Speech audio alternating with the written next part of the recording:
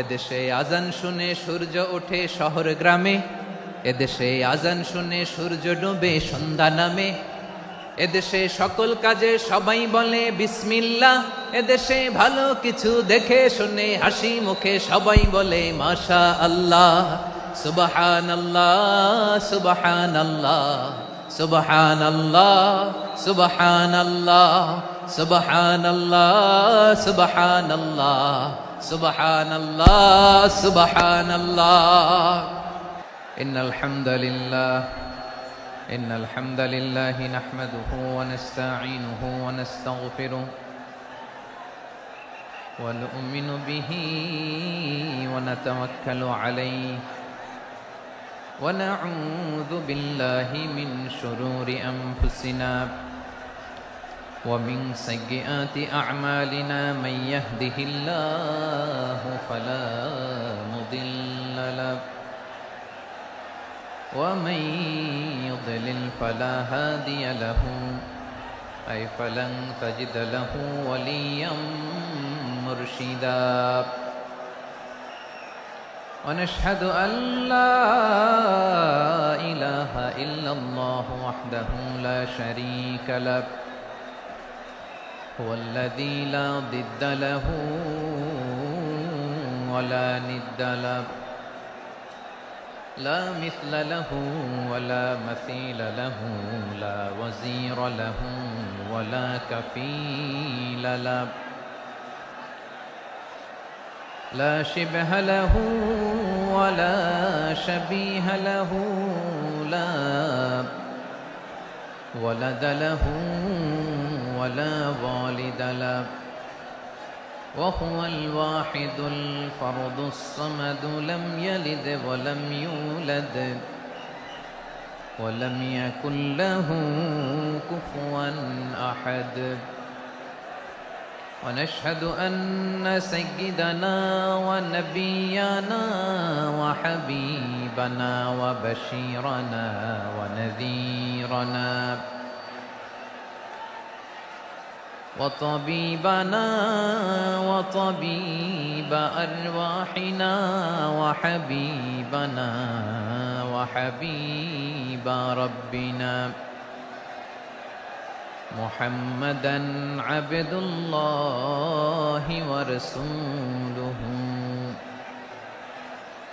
أرسله بالحق بشيرًا ونذيرًا وداعيًا إلى الله بإذنه وسراجًا منيرًا. أما بعد فقد قال الله تعالى في كلامه المجيد وفي فرقانه الحميد أعوذ بالله من الشيطان الرجيم بسم الله الرحمن الرحيم ولقد كرمنا بني آدم وحملناهم في البر والبحر ورزقناهم من الطيبات وفضلناهم على كثير ممن خلقنا تفضيلا. إن الله وملائكته يصلون على النبي يا أيها الذين آمنوا صلوا عليه وسلموا تسليما. اللهم صل على محمد وعلى آل محمد كما صليت على إبراهيم وعلى آل إبراهيم إنك حميد مجيد. اللهم بارك على محمد وعلى آل محمد كما باركت على إبراهيم وعلى آل إبراهيم إنك حميد مجيد সকল প্রশংসার মালিককে, সকল ক্ষমতার উৎসকে। কেউ যেটা পারে না পারে কে? কেউ যেটা দেখে না দেখে কে? সে আল্লাহর দরবারে আমরা শুকরগুজার হচ্ছি। আমরা সবাই পড়ছি কালিমাতুশ শুকর, আলহামদুলিল্লাহ। সবাই একসাথে গলা ছেড়ে দিয়ে আওয়াজ করে পড়ুন, রব্বানা লাকাল হামদ হামদান কাসীরান তাইয়িবান মুবারাকান ফীহি ইয়া রাব্বি লাকাল হামদু কামা ইয়ানবাগি লিজালালি ওয়াজহিকা ওয়া আযীমি সুলতানিকা লাকাল হামদু বিল ঈমান লাকাল হামদু বিল ইসলাম লাকাল হামদু বিল কুরআন। আল্লাহ রাব্বুল ইজ্জা ওয়াল জালালের দরবারে শুকরিয়া জ্ঞাপনের পাশাপাশি আমি আজকের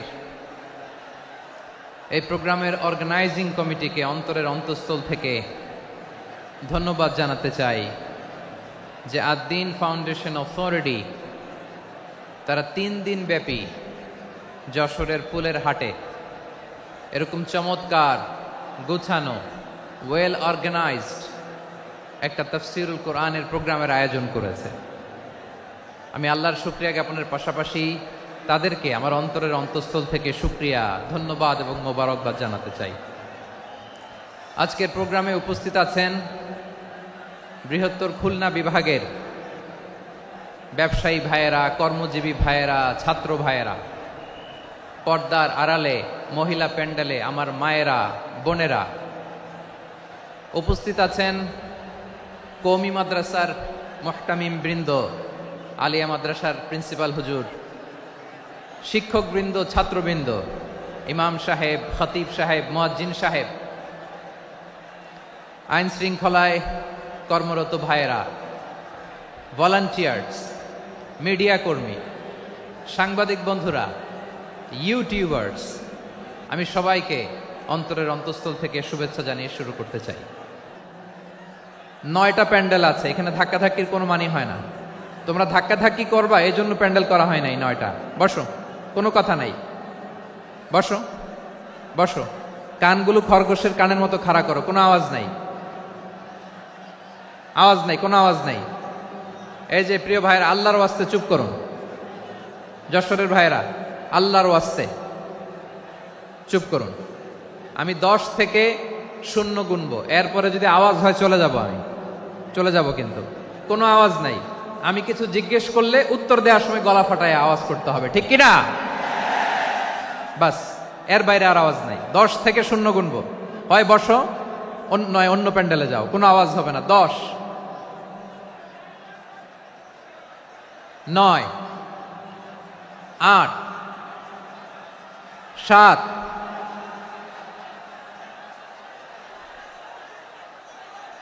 6, 5, 4,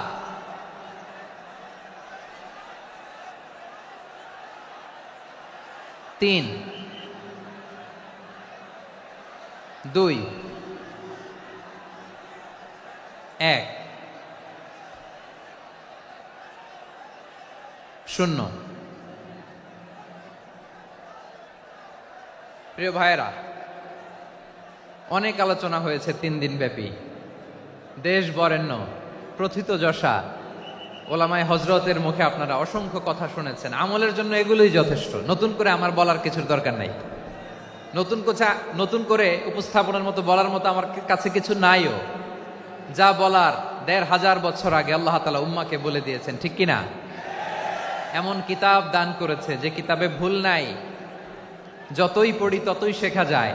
বিয়ন্ডলেস, বাউন্ডলেস, বটমলেস, কুল কিনারা নাই, কুল কিনারা বিহীন সাগর। পড়েন সুবহানাল্লাহ। গত 3 দিন ধরে স্কলাররা যে সমস্ত বিষয় কোরআন সুন্নাহর আলোকে আলোচনা করেছে আমরা যেন সেগুলোর উপর আমল করতে পারি। আল্লাহ তৌফিক দান করুক, আমরা পড়ি আমিন। আসুন এখানে আসার বসার এই প্রোগ্রামে অংশগ্রহণ করার উদ্দেশ্যকে, নিয়াতকে আমরা খালিস করে নেই। আজকে আমরা যা শুনবো শিখবো আমলের নিয়তে শুনবো, ঠিক কিনা বলেন? শেষ পর্যন্ত নীরবতা বজায় রাখবো। আমি উঠবো, আপনারা উঠবেন, এর আগে ওঠা যাবে না।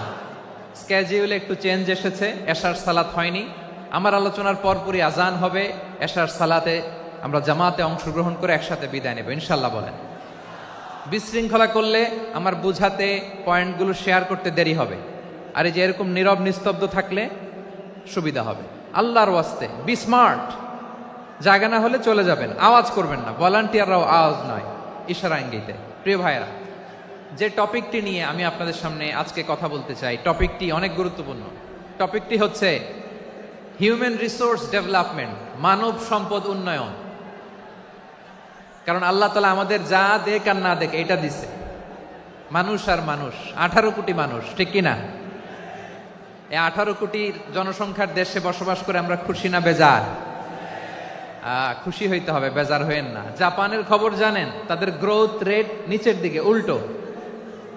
জনসংখ্যা নাই, বাচ্চা নিলে, সন্তান নিলে গভর্নমেন্ট তাদের টাকা দেয়। আমাদেরকে আল্লাহ তাআলা দয়া করে মায়া করে এই সম্পদটা দিয়েছেন। এই মানব সম্পদকে যেন আমরা কাজে লাগাই ইনশাআল্লাহ। পড়েন সবাই। হিউম্যান রিসোর্স ডেভেলপমেন্ট অনেক জনগুরুত্বপূর্ণ বিষয়, খুব সেন্সিটিভ বিষয়। বুঝতে হবে যশোরের স্মার্ট ছেলেরা, এই যে আমি যাদেরকে দেখতে পাচ্ছি, all are the Gen Z of Jessore. যারা জেন জি, ওরা স্মার্ট, ওরা ইশারা ইঙ্গিতে কাজ করে। এই যে পুরো গদি উল্টায় দিছে, ঠিক কিনা? 24-এর ছাত্র নাগরিক অভ্যুত্থান আমাদের দেখিয়ে দিচ্ছে কিভাবে চোখের ইশারায় গদি উল্টে দিতে হয়। তো এই জেনজিদের নিয়ে বসেছে, ওরা তো স্মার্ট, ওরা ডিস্টার্ব করবে না। মেহরবানি করে আমার সাথে কানেক্ট করো, 1 to 1, brain to brain, eye to eye, eye contact করো আমার সাথে। তাকাও, কষ্ট হলো আমার দিকে তাকাও, আওয়াজ করা যাবে না, আমার দিকে তাকাও। প্রিয় ভাইয়েরা, হিউম্যান রিসোর্স ডেভেলপমেন্টের ব্যাপারে কিছু কথা বলবো। এই যে আমাদের বিশাল জনসংখ্যা, এই জনসংখ্যাকে কি করে জনসম্পদে রূপান্তরিত করা যায় এ ব্যাপারে কথা বলবো। আমি সূরাতু বনী ইসরাইলের 70 নম্বর আয়াত তেলাওয়াত করেছি। এই আয়াতের আলোকে কিছু কথা আমি আপনাদের সামনে বলবো। আল্লাহ তাআলা ইরশাদ করছেন, ওয়ালাকাদ কাররামনা বনী আদম ওয়া হামালনাহুম ফিল বাররি ওয়াল বাহরি ওয়া রাযাকনাহুম মিনাত তাইয়্যিবাত ওয়া ফাদ্দালনাহুম আলা কাসীরিম মিম্মান খালাকনা তাফদীলা। পড়েন আল্লাহু আকবার।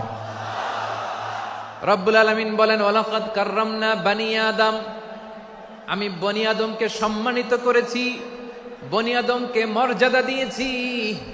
ওয়া হামালনাহুম ফিল বাররি ওয়াল বাহর, বনী আদমকে জলে, স্থলে, স্থলে এবং সমুদ্রে চলাচলের বাহন দিয়েছি। ওয়া রাযাকনাহুম মিনাত তাইয়্যিবাত, তাদেরকে পবিত্র রিজিকের বন্দোবস্ত করেছি।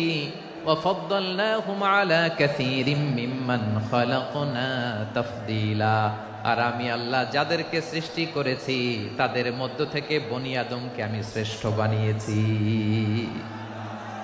আমরা শ্রেষ্ঠ, আমরা আশরাফুল মাখলুকাত। আমরা কি? এই যে এমনি চিল্লাচিল্লি করে, জিজ্ঞেস করলে বলে না। আমরা আশরাফুল মাখলুকাত। আমরা কি? শ্রেষ্ঠ, সবার চেয়ে সেরা। আমাদের মতো করে আল্লাহ কাউকে বানায় নাই। 2 পায়ে ভর করে, শির দ্বারা এরকম স্ট্যান্ড রেখে মাথা উঁচু করে দাঁড়াতে পারে এরকম কোন প্রাণী পৃথিবীতে আছে? এজন্য আল্লাহ বলেন, ওয়ালাকাদ কাররামনা বনী আদম, আমি বনী আদমকে সম্মানিত করেছি, তাদেরকে আমি মর্যাদা দিয়েছি।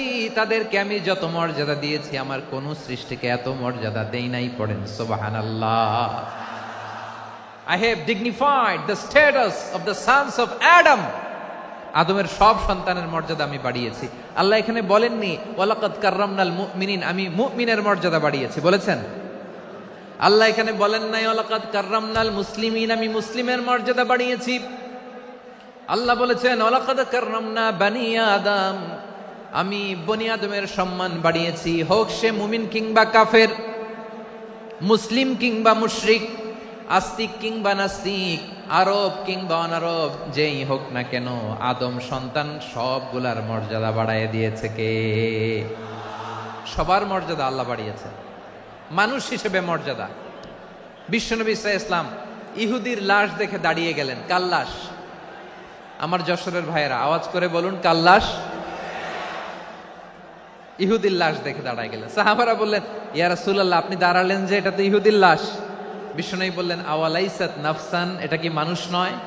এটা হোক ইহুদি হোক খ্রিস্টান, এটা তো মানুষ। আমি মানুষ দেখে দাঁড়িয়েছি।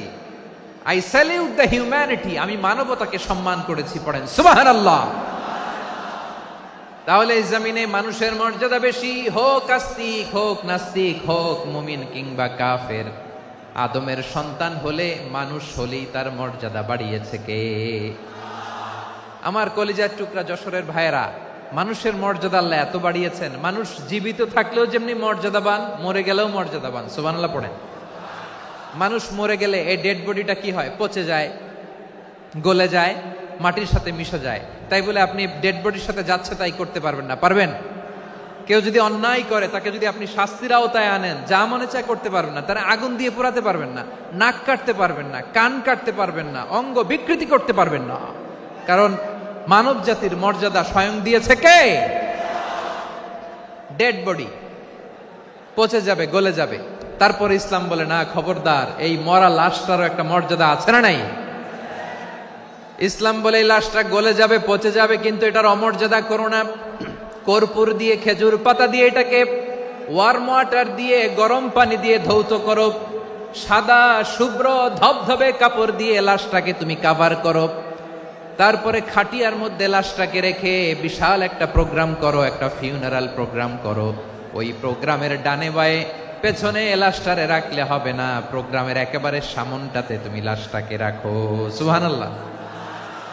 একটা ফিউনারাল প্রোগ্রাম করতে হবে, তাকে শেষ বিদায় জানাতে হবে, যেটাকে আমরা জানাজা বলি। কি বলি? জানাজা মানে মাইয়েতের জন্য দোয়া, তার জন্য দোয়া করা হয়। তাকে একটা সিস্টেমেটিক অর্ডারে কবরে রাখা হয়, সুন্দরভাবে সেটাকে কবরস্থ করা হয়, মাটি দেয়া হয়, পানি দেয়া হয়। তার মানে মরে গেলেও মানুষের সম্মান বাড়ায় দিয়েছে কে? এজন্য আল্লাহ বললেন, ওয়ালাকাদ কাররামনা বানি আদম, বনি আদমের সম্মান মর্যাদা আমি আল্লাহ বাড়িয়ে দিয়েছি। মানুষের সম্মানে তুমি কখনো আঘাত করো না, ঠিক কিনা? তাহলে ভাই, প্রথম মেসেজ হচ্ছে, the first and foremost message tonight to the people of জাসর। আল্লাহ বলেন, I have dignified the status of son of Adam. আমি বনি আদম সবার মর্যাদা বাড়িয়ে দিয়েছি, হোক আস্তিক নাস্তিক, হোক কাফের কিংবা মুশরিক, তার মর্যাদা বাড়াই দিছে কে? যখন বন্যা হয়, আমরা ত্রাণ নিয়ে যাই, আমরা শুধু মুসলমানদেরকে ত্রাণ দেই নাকি? হ্যাঁ, আমরা মুসলমানকেও দেই, অমুসলমানকেও দেই, হিন্দুকেও দেই, বৌদ্ধকেও দেই। যেখানেই মানবতা বিপন্ন, সেখানে ইসলামের হেল্পিং হ্যান্ড আছে না নাই? সুবহানাল্লাহ। কি দিন আমরা পেয়েছি, কি বিধান আমরা পেয়েছি। ওয়ালাকাদ কাররামনা বানি আদম, আমি বনি আদমকে সম্মানিত করেছি। এরপর আল্লাহ বললেন, ওয়া হামালনাহুম ফিল বাররি ওয়াল বাহর, মানুষকে স্থলে এবং সমুদ্রে চলাচলের বাহন আমি দিয়েছি।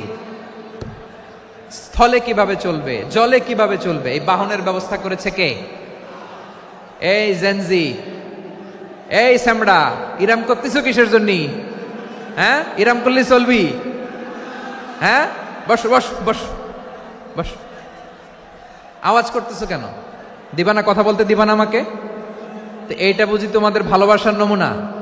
তোমাদের ভালোবাসার কারণে যদি আমি কোথাও দাঁড়াতেই না পারি, কোথাও বসতে না পারি, কোথাও দুটা কথা বলতে না পারি, এই ভালোবাসা দিয়ে কি হবে আমার? বরং ঘামতে ঘামতে ঘর্মাক্ত হব, রক্তাক্ত হব। কিন্তু সেন্ট্রাল থেকে, সেন্ট্রালি যে ইনস্ট্রাকশন আসবে, সেই ইনস্ট্রাকশনের এক চুল আমরা ডানে বায়ে যাব না। এইটা গণজাগরণের জন্য এইটা দরকার, ইসলামী বিপ্লবের জন্য এইটা দরকার। তো আধা ঘন্টা ধরে যদি তোমাদেরকে থামানোই না যায়, এই লস্কর দিয়ে আমি কি করব? আল্লাহর ওয়াস্তে নো নো নো স্লোগান, চুপচাপ একেবারে আমার দিকে তাকাও। আল্লাহ বললেন, ওয়া হামালনাহুম ফিল বাররি ওয়াল বাহর, জলে স্থলে আমি চলাচলের যানবাহনের ব্যবস্থা করেছি। আমরা স্থলে ঘোড়ার উপরে চড়ি, উটের উপরে চড়ি, গাড়ির উপরে চড়ি। এই যে গাড়ির ইঞ্জিন বানাইছি আমরা, এটার মেধা দিয়েছে কে? আবার সাগরের মধ্যে আমরা নৌযান, জলযান, বড় বড় জাহাজ দিয়ে এক মহাদেশ থেকে আরেক মহাদেশ যাই, এক দেশ থেকে মালামাল গুলো আরেক দেশে পাঠাই। সাগরের ভেতরে নৌকাগুলোরে ধরে রাখলো কে? والفلك التي تجري في البحر بما ينفع الناس। মানুষের উপকার আছে এরকম সরঞ্জামাদি নিয়ে সাগরের উপরে বিশাল বিশাল জলযানগুলো চলে। এগুলো ডুবে যায় না, কাত হয়ে যায় না, পড়ে যায় না। এগুলোকে স্থিতিস্থাপকতাকে ঠিক করে রাখলো কে? আপনারা জাহাজ দেখেছেন? জাহাজ, হ্যাঁ, বাড়ি চট্টগ্রাম হইলে দেখতে পারতেন। দেখছেন? বিশাল বিশাল জাহাজ, বিশাল জাহাজ মালামাল নিয়ে এক মহাদেশ থেকে আরেক মহাদেশে যায়। গত মাসে আমার জাপান সফর ছিল। এই যে বাংলাদেশে যে গাড়িগুলো চালান, বেশিরভাগ গাড়ি আসে কিন্তু জাপান থেকে। হাজার হাজার গাড়ি একটা জাহাজ বহন করতে পারে, হাজার হাজার গাড়ি। এটারে সাগরের মধ্যে ভাসাইলো কে? সবাই বলুন, ভাসালো কে? হাজার হাজার গাড়ি নিয়ে জাপানিজ গাড়িগুলো আমাদের চট্টগ্রামের এয়ারপোর্টের বন্দরে ভিড়ে। যুক্তরাষ্ট্রে আমি দেখেছি বিশাল বিশাল জাহাজ। আপনারা টাইটানিক জাহাজের নাম শুনেছেন? টাইটানিকেরও 8 গুণ 10 গুণ বড়। সুবহানাল্লাহ কইবেন না? টাইটানিক জাহাজের 8 গুণ 10 গুণ বড় একটা জাহাজ আছে, আইকন অফ দ্য সি, আমি দেখে এসেছি। রয়্যাল ক্যারিবিয়ান দেখে এসেছি। সাগরের সামনে জেটিতে যখন দাঁড়ালাম, জাহাজটা যখন যায়, আমার মনে হচ্ছে একটা শহর, গোটা শহর, the entire city is floating on the water. পুরো একটা শহর মনে হয় পানির উপর দিয়ে ভেসে যাচ্ছে। পড়েন সুবহানাল্লাহ। এই যে আইকন অফ দ্য সি, এই ক্রুজ, এই জাহাজটা, এটার ভিতরে স্টেডিয়াম আছে। কিসের ভিতরে স্টেডিয়াম? কথা বুঝে নাই বোধহয়। স্টেডিয়াম কিসের ভিতর? সুইমিং পুল আছে, শপিং মল আছে, রেস্টুরেন্ট আছে, ক্লাব আছে, 3000 4000 রুম বিশিষ্ট, কক্ষ বিশিষ্ট হোটেল আছে। এই সবগুলোর নিয়ে এগুলো চলে সাগরের এই দোলার মধ্যে, জলোচ্ছ্বাসের মধ্যে। এই সাগরের ভেতরে এই জাহাজগুলোর ভাষায় রাখছে কে? সূরাতুর আর রহমানে আল্লাহ তাআলা বললেন, ওয়ালাহুল জাওয়ারিল মুনশাআতু ফিল বাহরি কাল আ'লাম ফাবিআইয়ি আলা, সবাই পড়েন, ফাবিআইয়ি আলাই রাব্বিকুমা তুকাযযিবান। পাহাড় সম বড় বড় জাহাজগুলো মাল বোঝাই করে সাগরের মধ্যে ভেসে বেড়ায়। এগুলো দিয়ে মালামাল বহন করা যায়। মানুষরা এক দেশ থেকে আরেক দেশে যায়। এই জাহাজগুলোর সাগরের ভেতরে ভাসায় রাখলো কে? এই আয়াতের ভেতরে আল্লাহ তাআলা সূরাত বনী ইসরাঈলের এই চমৎকার আয়াতের ভেতরে আল্লাহ তাআলা বেসিক্যালি মানব জাতির প্রতি তার 4টি স্পেশাল অনুগ্রহের কথা বলেছেন। কয়টি? 2টা বলে ফেলছি। 1 নাম্বার, ওয়ালাকাদ কাররামনা বনী আদম, আমি বনী আদমের সম্মান বাড়াইছি। নাকি মুসলমানদের? নাকি মুসল্লিদের? কার সম্মান বাড়িয়েছি? বনী আদমের। তাহলে human dignity, the first part of the verse talks about the human dignity. 2 number অংশ আল্লাহ তাআলা বললেন, ওয়া হামালনাহুম ফিল বাররি ওয়াল বাহর, স্থলে এবং সমুদ্রে আমি তাদের জন্য চলাচলের বাহন দিয়েছি। সুবহানাল্লাহ। তার মানে smooth movement on land and sea, জলে এবং স্থলে যাতে আমরা স্মুথলি মুভ করতে পারি আল্লাহ তাআলা দিয়েছেন। 3 নম্বরে আল্লাহ তাআলা বললেন, ওয়া রাযাকনাহুম মিনাত তাইয়্যিবাত, মানুষের জন্য আমি পবিত্র রিজিকের ব্যবস্থা করেছি। জলে এবং স্থলে যত প্রাণী আছে সবগুলা প্রাণীকে রিজিক দেয় কে? আমাদেরকে রিজিক দেয় কে? সাগরের মাছগুলোকে, বড় বড় তিমি মাছগুলোরে রিজিক দেয় কে? বাতাসের মধ্যে ভেসে বেড়ানো বড় বড় পাখিগুলো, স্ক্যান্ডিনেভিয়ান কান্ট্রি থেকে লক্ষ লক্ষ কোটি কোটি পাখিগুলো যে এক দেশ থেকে আরেক দেশে ট্রান্সফার হয়, এগুলোর রিজিক দেয় কে? রব্বুল আলামিন বলেন, ওয়ামা মিন দাব্বাতিন ফিল আরদি ইল্লা আলাল্লাহি রিজকুহা ওয়া ইয়ালামু মুস্তাকাররাহা ওয়া মুস্তাওদাআহা কুল্লুম ফি কিতাবিম মুবিন। আল্লাহু আকবার। রব্বুল আলামিন বলেন, ভূপৃষ্ঠে বিচরণশীল যত প্রাণী আছে সব প্রাণীগুলোকে আমি আল্লাহ আমার নিজের কুদরতে রিজিকের বন্দোবস্ত করি। এই প্রাণীগুলো কোথায় থাকে, কোথায় যায়, সব জায়গায় আমি রিজিক পৌঁছে দেই। রিজিক কেউ দিতে পারে না, রিজিকের মালিক কে? রিজিকের মালিক তিনি আল্লাহ। এজন্য আল্লাহ তাআলা বললেন, ওয়ারাযাকনাহুম মিনাত তাইয়্যিবাত। এরপর আল্লাহ বললেন, ওয়াফাদ্দালনাহুম আলা কাসীরিম মিম্মান খালাকনা তাফদীলা। আমি যত প্রাণী সৃষ্টি করেছি সকল প্রাণীর মধ্যে মানুষের মর্যাদা শ্রেষ্ঠত্ব আমি দিয়েছি। সুবহানাল্লাহ পড়েন। তাহলে এক নম্বরে আল্লাহ বললেন আমি বনি আদমের মর্যাদা বাড়ালাম। এরপরে বললেন স্থলে এবং সমুদ্রে চলাচলের জন্য যানবাহন দিলাম। 3 নম্বরে আল্লাহ বললেন পবিত্র রিজিকের ব্যবস্থা করে দিলাম। এরপরে আল্লাহ বললেন যত প্রাণী আছে, সৃষ্টি আছে, সবগুলার উপরে আমি মানুষকে শ্রেষ্ঠত্ব দিলাম। সুবহানাল্লাহ।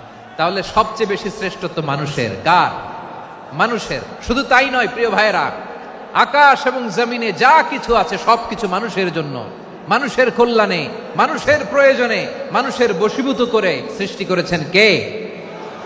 রব্বুল আলামিন বলেন, হুয়াল্লাযী খালাকা লাকুম মা ফিল আরদি জামিআ। এই জমিনের মধ্যে যা কিছু আমি আল্লাহ সৃষ্টি করেছি সব কিছু আমি মানুষের জন্য সৃষ্টি করেছি। পড়েন সুবহানাল্লাহ।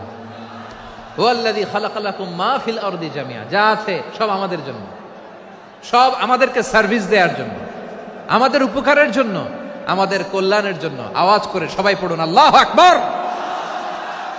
অন্য আয়াতে আল্লাহ বললেন, ওয়াসাখখারা লাকুম মা ফিস সামাওয়াতি ওয়া মা ফিল আরদি জামিআম মিন ইন্না ফি যালিকা লাআয়াতিন লিকাউমিন ইয়াতাফাক্কারুন।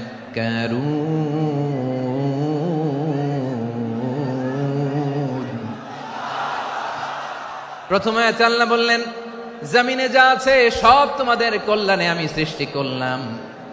এরপরে আল্লাহ বললেন আকাশেও যা আছে সব তোমাদের জন্য সৃষ্টি করলাম, তোমাদের অনুগত বানায় দিলাম। পড়েন সুবহানাল্লাহ। মানুষের কি ব্রেইন দেখেন, মানুষ জমিন ছেড়ে আকাশে চলে যায়। পাখি দেখে মানুষের শখ হলো পাখি যেহেতু উঠতে পারে আমরাও পারবো। অরবিল রাইট, উইলবার রাইট, 2 ভাই মিলে আঁকাঝোঁকা করতে করতে করতে করতে প্লেন বানায় ফেললো। কোন সুবহানাল্লাহ। এখন পাখিও ওরে, আমরাও ওরি। এরপরেই মানুষের কৌতূহল থামে না এখানে। মানুষ চলে গিয়েছে চাঁদে। কোথায় গেছে? এখন কিন্তু চাঁদে জমি বিক্রি হয় জানেন। পৃথিবী নিয়ে মারামারি শেষ। রাশিয়া আমেরিকা এখন ধরছে চাঁদ আর মঙ্গল গ্রহ। এখন চাঁদে জমি বিক্রি হয়, মঙ্গলে জমি বিক্রি হয়। এই চাঁদ, মঙ্গল, বৃহস্পতি, শনি সব আল্লাহ তাআলা আমাদের জন্য বানিয়েছেন। সুবহানাল্লাহ পড়েন। মানুষ সাগরের উপরে চড়ে, শূন্যে ভেসে বেড়ায়, পাহাড় কেটে সুড়ঙ্গ বানায়, টানেল বানায়। মানুষ ব্রডব্যান্ডের লাইন নিয়ে যায় সাগরের ভেতর দিয়ে, এক দেশ থেকে আরেক দেশে, এক মহাদেশ থেকে আরেক মহাদেশে। সুবহানাল্লাহ পড়েন। তার মানে গোটা বিশ্বের সব কিছুর উপরে control, superiority over all creatures, সব কিছুর উপর কন্ট্রোল, মনিটরিং, নিয়ন্ত্রণ, এটা প্রতিষ্ঠা করে দিয়েছে কে? এজন্যই মানুষের শ্রেষ্ঠত্ব। ওয়ালাকাদ কাররামনা বানি আদম। আমি বনি আদমের সম্মান বাড়িয়েছি, মর্যাদা আমি বাড়িয়ে দিয়েছি এই কারণে, কারণ মানুষ সবকিছুর উপর নিয়ন্ত্রণ নিতে পারে। মানুষকে নিয়ে এই কোরআনের সব আলোচনা, মানুষকে নিয়ে এই কোরআনের সব। তাই কোরআনের কেন্দ্রীয় আলোচ্য বিষয় হচ্ছে মানুষ। কোরআনের কেন্দ্রীয় আলোচ্য বিষয় কি? যশোরের ভাইয়েরা বুঝে থাকলে সবাই বলবেন কোরআনের কেন্দ্রীয় আলোচ্য বিষয় কি? এই যে আমি মূল আলোচনায় যাচ্ছি এখন। কেন মানুষ কোরআনের কেন্দ্রীয় আলোচ্য বিষয়? যশোর আওয়াজ করে বলো, কোরআনের কেন্দ্রীয় আলোচ্য বিষয় কি? মানুষ। এই মানুষ কোরআনের কেন্দ্রীয় আলোচ্য বিষয়।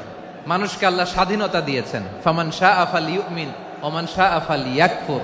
চাইলে মুমিন হতে পারো, চাইলে কাফের হতে পারো, তোমার ইচ্ছা। তবে জেনে রাখো মুমিন হলে পাবা জান্নাত, কাফির হলে পাবা জাহান্নাম। নাও দ্য ডিসিশন ইজ ইয়ার্স, সিদ্ধান্ত তোমার, জান্নাতে যাবা না জাহান্নামে যাবা। যশোরের ভাইয়ের আওয়াজ করে বলুন, কই যেতে চান, জান্নাতে না জাহান্নামে? ডান দিকে না বাম দিকে? ডানপন্থী না বামপন্থী? চিল্লা চিল্লি না চুপচাপ? চুপচাপ কয়ে আবার চিল্লাচিল্লি শুরু করে দিচ্ছে। মাশাআল্লাহ, গুরুত্বপূর্ণ কথা বাকি আছে, আমাকে সহযোগিতা করতে হবে। মাশাআল্লাহ, এই তো ঠান্ডা হয়েছে। হ্যাঁ, ঠিক আছে ঠিক আছে ঠিক আছে। মানুষকে আল্লাহ এত স্বাধীনতা দিয়েছেন, মানুষ চাইলে অনেক ভালো হইতে পারে। ভালোর রাস্তাও খোলা, খারাপ হওয়ার রাস্তাও খোলা। ভালো হইলে মানুষ অনেক ভালো, খারাপ হইলে অনেক খারাপ। ভালো হইলে সবচেয়ে ভালো, খারাপ হইলে সবচেয়ে খারাপ। এজন্য সিদ্ধান্ত আপনাকেই নিতে হবে। আল্লাহ তাআলা বলছেন, লাকাদ খালাকনাল ইনসানা ফি আহসানি তাকওয়িম সুম্মা রাদাদনাহু আসফালা সাফিলিন। আমি মানুষকে অনেক সুন্দর অবয়বে, সুন্দর আকৃতিতে সৃষ্টি করেছি। তার শুধু চেহারার ডিজাইনটাই সুন্দর নয়, তার ব্রেনটা বড্ড সুন্দর, তার মানসিকতা বড্ড সুন্দর, তার সৃজনশীলতা বড্ড সুন্দর। পড়েন সুবহানাল্লাহ। আমাদের চেহারা, অবয়ব, ডিজাইন যে সুন্দর তা না, আমাদের ব্রেনটা অনেক সফিস্টিকেটেড ব্রেন, অনেক সফিস্টিকেটেড। এই 1.5 কেজি ব্রেন ইউজ করে মানুষ গোটা বিশ্বে সভ্যতা বিনির্মাণ করেছে, ঠিক কিনা? এই ব্রেন আল্লাহ তাআলা আমাকে দিয়েছে। এটারে কাজে লাগালে, আপনার 6 সেন্স কাজে লাগালে আপনি অনন্য মানুষ হয়ে উঠবেন, মহামানবে রূপান্তরিত হবেন। মানুষ হতে পারে, চাইলেই মহামানব হতে পারে। আবার যদি মানুষ চায় খারাপও হতে পারে। আল্লাহ বললেন শুধু ভালোই না, ভালো হতে চাইলে অনেক ভালো তুমি হতে পারো, আবার খারাপ হতে চাইলে অনেক খারাপ তুমি হতে পারো। সুম্মা রাদাদনাহু আসফালা সাফিলিন। খারাপ হলে একেবারে খারাপ হতে পারো, নিকৃষ্ট হলে একেবারে নিকৃষ্ট হতে পারো, ভালো হলেও ভালো হতে পারো। কোন সুবহানাল্লাহ। এবার আওয়াজ করে বলুন, ভালো হতে চাই না খারাপ? শ্রেষ্ঠ না নিকৃষ্ট? মানুষ ভালো হলে মানুষ ফেরেশতার চেয়েও ভালো, মানুষ খারাপ হলে সে পশুর চেয়েও খারাপ। কথা ঠিক কিনা বলেন? ভালো হলে ফেরেশতার চেয়েও ভালো, খারাপ হলে পশুর চেয়েও নিকৃষ্ট। তার মানে শ্রেষ্ঠত্বে মানুষ, শ্রেষ্ঠত্বে ফেরেশতাকে হার মানায়, আর অধপতনে শ্রেষ্ঠত্বে ফেরেশতাকে ছাড়িয়ে যায়, আর অধপতনে পশুকেও হার মানায়। আই রিপিট, আমি আবারও বলছি, মানুষ শ্রেষ্ঠত্বে ফেরেশতাকে ছাড়িয়ে যায়, আর অধপতনে সে পশুকেও হার মানায়। আওয়াজ করে বলতে হবে, ঠিক কিনা? এটার প্রমাণ কি? মানুষ শ্রেষ্ঠ হইলে যে ফেরেশতার চেয়েও সেরা, তার প্রমাণ কি? আল্লাহ তাআলা বলছেন, ওয়া ইয কুলনা লিল মালাইকাতি ইসজুদু লি আদম ফাসাজাদু ইল্লা ইবলিস আবা ওয়াস্তাকবারা ওয়া কানা মিনাল কাফিরিন। আল্লাহ বলেন, স্মরণ করো সে সময়ের কথা যখন আমি ফেরেশতাদেরকে বললাম, ও ফেরেশতারা আদমকে সেজদা দাও। সব ফেরেশতারা সম্মান সূচক সেজদা আদমকে দিল, তারা আদমের জন্য সেজদায় লুটিয়ে পড়লো, একজন ছাড়া, তার নাম ইবলিস। আওয়াজ করে বলেন, তার নাম কি? সে অহংকার প্রদর্শন করলো, সে কাফের হয়ে গেল, বাকি সব ফেরেশতারা সেজদা দিল। সুবহানাল্লাহ। আবার আদম আলাইহিস সালামকে আল্লাহ জিজ্ঞেস করলেন, সব বলে দিল উত্তর, কিন্তু ফেরেশতাদেরকে একই প্রশ্ন জিজ্ঞেস করলেন, তারা উত্তর করতে পারে নাই। তার মানে এর মধ্য দিয়ে প্রমাণিত হয়, মানুষ ভালো হলে ফেরেশতার চেয়েও ভালো, ফেরেশতার চেয়েও মানুষের মর্যাদা বাড়িয়ে দিয়েছে কে? সব নূরের ফেরেশতা যখন মাটির আদমকে সেজদা দেয়, এটা প্রমাণ করে ফেরেশতার চেয়েও মানুষের মর্যাদা বাড়িয়ে দিয়েছে কে? তুমি মাটির আদমকে প্রথম সৃষ্টি করিয়া ঘোষণা করিয়া দিলে শ্রেষ্ঠ বলিয়া, তাই তো নূরের ফেরেশতা করে আদমকে সেজদা। ঠিক কিনা বলেন? তাই তো নূরের ফেরেশতা করে আদমকে সেজদা, সবার চেয়ে সম্মান দিলে মাটির আদমকে। আল্লাহু আল্লাহু তুমি জাল্লে জালালুহু, শেষ করা তো যায় না গে তোমার গুণগান। পড়েন না, পড়েন। আল্লাহু আল্লাহু তুমি জাল্লে জালালুহু, শেষ করা তো যায় না গে তোমার গুণগান। আল্লাহু আল্লাহু, আল্লাহু আকবার। আদমের মর্যাদা বেশি, মানুষের মর্যাদা বেশি। মানুষ শ্রেষ্ঠ তার প্রমাণ নূরের ফেরেশতা মাটির আদমকে সেজদা করে আওয়াজ করে বলেন ঠিক কি না? তাহলে মানুষ ভালো হলে ফেরেশতার চেয়ে ভালো। আবার মানুষ যদি খারাপ হয় সে পশুর চেয়েও খারাপ। অধপতনে পশুত্বকে হার মানায়। তার প্রমাণ কি? তার প্রমাণ হচ্ছে যশোরের ভাইরা দেখবেন পত্রিকায় নিউজ পেপারে মাঝে মাঝে এরকম দেখা যায়, এক মানুষ আরেক মানুষকে হত্যা করে 20 টুকরা করে বস্তার ভিতরে ভরেছে। আপনারা এই নিউজ পড়েন নাই না? দেখেন নাই? দেখছেন? মানুষ মানুষকে হত্যা করে কয় টুকরা? জোরে বলেন। এখানেই ক্ষান্ত হয় না, আবার কোথায় ভরছে? বস্তার ভেতরে। আচ্ছা, বুঝে থাকলে আওয়াজ করে বলেন, কোনদিন শুনছেন একটা হাতি আর একটা হাতিকে হত্যা করে 20 টুকরা করছে, এরপরে বস্তার ভিতরে ভরছে? হইছে? তাহলে দেখেন, মানুষ যদি খারাপ হয় সে পশুকেও হার মানায়। চিল্লায় বলো ঠিক কিনা?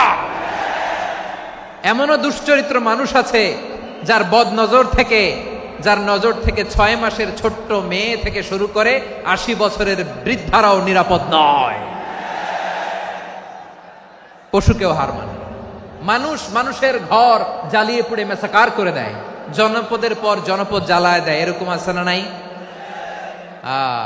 বোমা মেরে শহরগুলো উড়িয়ে দেয়। এই যে ইসরায়েল গাজার মধ্যে যে অ্যাটাক করেছে, এরা মসজিদ মানে নাই, মসজিদে বম ফেলেছে। এরা খ্রিস্টানদের চার্চ গির্জা মানে নাই, গির্জায় বম ফেলেছে। পৃথিবীর ইতিহাসে never happened in the history of the world that someone bombed on a hospital, on a ICU center. এমন হাসপাতাল যেখানে আইসিইউর রোগীরা আছে, ওই হাসপাতালের উপরও ইসরায়েলি সৈনিকেরা বোমা মেরেছে। জোরে বলেন ঠিক কিনা? এরা মানুষ? আওয়াজ করে বলেন, এরা মানুষ না। প্রিয় ভাইয়েরা, চোখ কান নাক মুখ থাকলেই মানুষ না। যা সামনে দেখেন এগুলো সব মানুষ না, এগুলো জনসংখ্যা। এগুলো কি? সবাই বলুন, এগুলো কি? বাড়ছে জনসংখ্যা, কমছে মানুষ। বাড়ছে জনসংখ্যা, কমছে। এই দুনিয়া এখন তো আর সেই দুনিয়া নাই, মানুষ নামের মানুষ আছে দুনিয়া বোঝাই, সেই মানুষের ভিড়ে আমার আসল মানুষ নাই। ঠিক কিনা? আসল মানুষের বড্ড অভাব, আসল মানুষের বড্ড অভাব। আমার ভাইয়েরা, মানুষ খারাপ হলে পশুকেও হার মানায়। মানুষে পার্থক্য আছে। নাক কান চোখ মুখ থাকলেই মানুষ নয়। বাড়ছে জনসংখ্যা, কমছে মানুষ। চিল্লায় বলো ঠিক কিনা? তাহলে আমরা বুঝলাম, মানুষ ভালো হলে অনেক ভালো, খারাপ হলে অনেক খারাপ। ও আমার কলিজার টুকরা যশোরের ভাইয়েরা, আসুন না 3 দিন ব্যাপী এই তাফসিরুল কোরআনের ঐতিহাসিক প্রোগ্রাম থেকে আমরা সিদ্ধান্ত নেই, আমরা ভালো মানুষ হব নাকি খারাপ মানুষ হব। কলিজা থেকে, প্রাণ থেকে আওয়াজ করে সবাই বলুন, ভালো মানুষ নাকি খারাপ মানুষ? ভালো মানুষ হইতে হবে। ভালো মানুষ যারা জগৎটাকে এনলাইটেন করবে, যারা এনলাইটেন করবে, যারা সত্যের বীর সেনানী হয়ে দাঁড়াবে, যারা সত্যের পক্ষে কথা বলবে, যারা জালিমের মসনদকে ভেঙে খান খান করে দেবে। এরকম হওয়ার দরকার আছে না নাই? এরকম ভালো মানুষ আমরা হতে চাই কি চাই না? মানুষকে যত্ন নিলে মানুষ যে কত ভালো হয় আপনি কল্পনাও করতে পারবেন না। এই যে আপনাদের যশোরে যে ভালো ছেলেগুলো আছে, যে ভালো তরুণগুলো আছে, যে যুবকগুলো আছে, যে ভালো আলেমরা আছে, ভালো নেতারা আছে, সবাই যদি তাদের মতো হতো, পুরো যশোরটা একটা জান্নাতের টুকরা হয়ে যেত। আওয়াজ করে বলেন ঠিক কিনা? মানুষকে নার্চারিং করলে, মানুষকে পলিশ করলে, মানুষকে গ্রুমিং করলে, মানুষকে সঠিক তারবিয়া দিলে মানুষ অনন্য হয়ে ওঠে। প্রতিটি মানুষ অনন্য, আমি অনন্য, আপনি অনন্য, আমরা সবাই অনন্য। সুবহানাল্লাহ বলেন। মানুষকে আল্লাহ তাআলা দিয়েছেন অসীম ক্ষমতা, অসীম ক্ষমতা। সুবহানাল্লাহ। একটা মানুষ পারে না এমন কিছু নাই, একটা মানুষ পারে না এমন কিছু নাই। বিশ্বাস করতে হবে, মানুষ যা কল্পনা করতে পারে ওইটা মানুষ করে দেখাতে পারে। যশোরের ভাইয়ের, আই রিপিট, আমি আবারও বলছি, এই চিল্লাচিল্লি করলে আমার এই গুরুত্বপূর্ণ কথা তোমরা মিস করবা, মিস করবা। কপাল পড়া হয়েও না, আওয়াজ করে কপাল পড়া হবে না। আমার দিকে তাকাও। মানুষ, মানুষ যা কল্পনা করতে পারে সেটা মানুষ করে দেখাতে পারে। তুমি তোমার কল্পনার রাজ্যকে সাজাও, তোমাকে হারাতে পারে এমন কোন শক্তি আল্লাহর জমিনে নাই। তোমার কি শক্তি, কি সম্ভাবনা তুমি জানোই না মিয়া। তুমি এদিকে তাকাও কেন? তোমার রাস্তা তো ওই দূরে। তুমি কোথায় যাবে, আল্লাহ তোমার টেনে কোথায় নিয়ে যাবে তুমি কিছুই জানো না। প্ল্যান বিগ, ড্রিম বিগ, কল্পনার শক্তিকে বড় করো। মানুষ যা কল্পনা করতে পারে মানুষ তা করে দেখাতে পারে। মানুষের কাছে অসাধ্য কিছু নাই, মৃত্যু ছাড়া, এক্সেপ্ট ডেথ। মৃত্যু ছাড়া মানুষ সবকিছুকে জয় করতে পারে। মৃত্যু ছাড়া যে কোনো অসাধ্যকে সাধন করার ক্ষমতা মানুষকে দিয়ে দিয়েছে কে? হারার জন্য তোমার জন্মই হয় নাই, তোমার জন্ম হয়েছে জিতার জন্য, বিজয়ের জন্য তোমার জন্ম। মানুষের শুরুটাই হয় বিজয় দিয়ে। যশোর, আওয়াজ করে বলো, মানুষের শুরু হয় কি দিয়ে? আমরা যখন আমার পিতার পৃষ্ঠদেশে ছিলাম, পিতার পৃষ্ঠদেশ থেকে শুক্রাণু যখন মায়ের গর্ভদেশে যেয়ে পড়ে, কতটা শুক্রাণু ভ্রমণ শুরু করে জানো? 20 কোটি শুক্রাণু। একবার সিমেন আউট হলে সেখানে 20 কোটি শুক্রাণু থাকে, ভ্রমণ শুরু করে। ওই 20 কোটি শুক্রাণুর মধ্যে থেকে তুমি আমি আজকে এক বিকশিত শুক্রাণু মানব রূপে পৃথিবীতে এসেছি। সুবহানাল্লাহ। ওই 20 কোটি শুক্রাণুর প্রতিযোগিতায় সবাই রে পেছনে ফেলে সেদিন আমি সফল হয়েছিলাম, সেদিন আমি বিজয়ী হয়েছিলাম।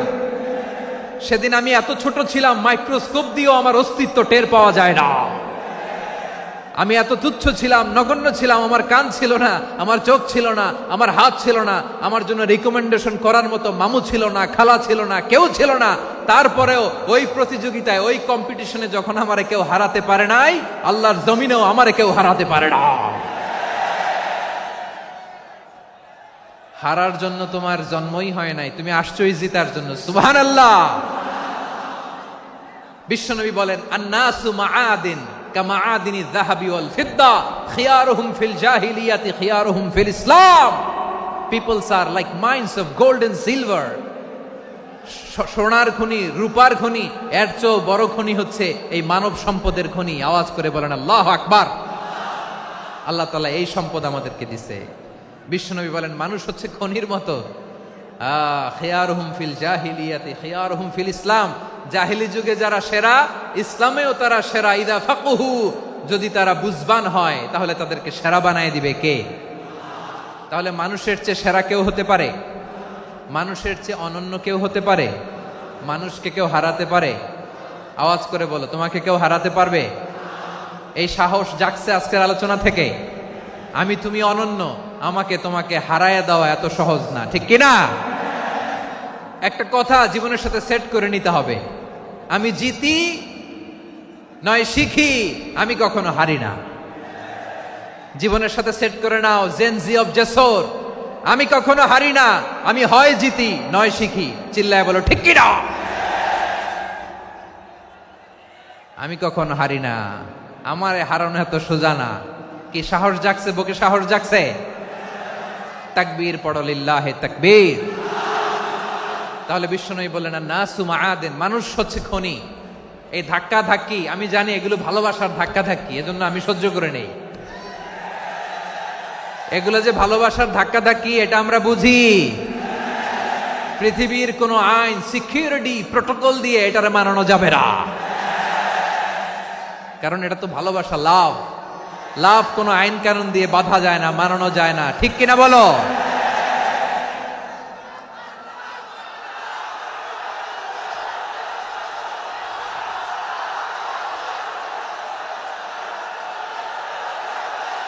মাশাআল্লাহ, মাশাআল্লাহ। ঠিক আছে, বসুন বসুন বসুন। আল নাসু মাআদিন, মানুষ হচ্ছে খনি, এই খনির যত্ন নিতে হবে। আমার মা বাবা যারা এসেছেন, আপনার ছেলে মেয়ের যত্ন নেন। আপনার ছেলের মধ্যে যে কি পটেনশিয়াল আপনি জানেন না। আপনার এই ছোট্ট অবুজ ছেলেটাই আগামী দিনের শায়েখ আহমদুল্লাহ হবে। আপনার হেফজখানায় পড়া ওই ছোট্ট ছেলেটাই আগামী দিনের আল্লামা মামুনুল হক হবে। আপনার ওই ছেলেটা আমির হামজা হবে, আব্দুল হাই সাইফুল্লাহ হবে। এভাবে বড় বড় আলেম হবে, তারা যুগশ্রেষ্ঠ আলেম হবে। সেই একদিন এই বাংলাদেশের পার্লামেন্টে যে বক্তব্য দিয়ে যশোরের পক্ষে কথা বলবে। আপনি জানেন না, কাউকে ছোট করবেন না আপনি, ওর কনফিডেন্স আপনি কমাবেন না, আপনি কমাতে পারেন না। প্যান্ডেলে আমার যে মা বোনেরা আছেন, ছেলে মেয়েদেরকে কখনো ছোট করে কথা বলবেন না। ও যে কোথায় যাবে আপনি জানেন না, আপনি মা হয়ে তাকে সাহস দিবেন, তার কল্পনার জগৎটাকে সাজাতে তাকে উৎসাহিত করবেন, ঠিক কিনা বলেন?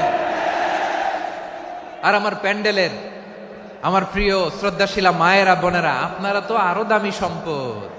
বিশ্বনবী বলেন, আর দুনিয়া কুল্লুহা মাতা।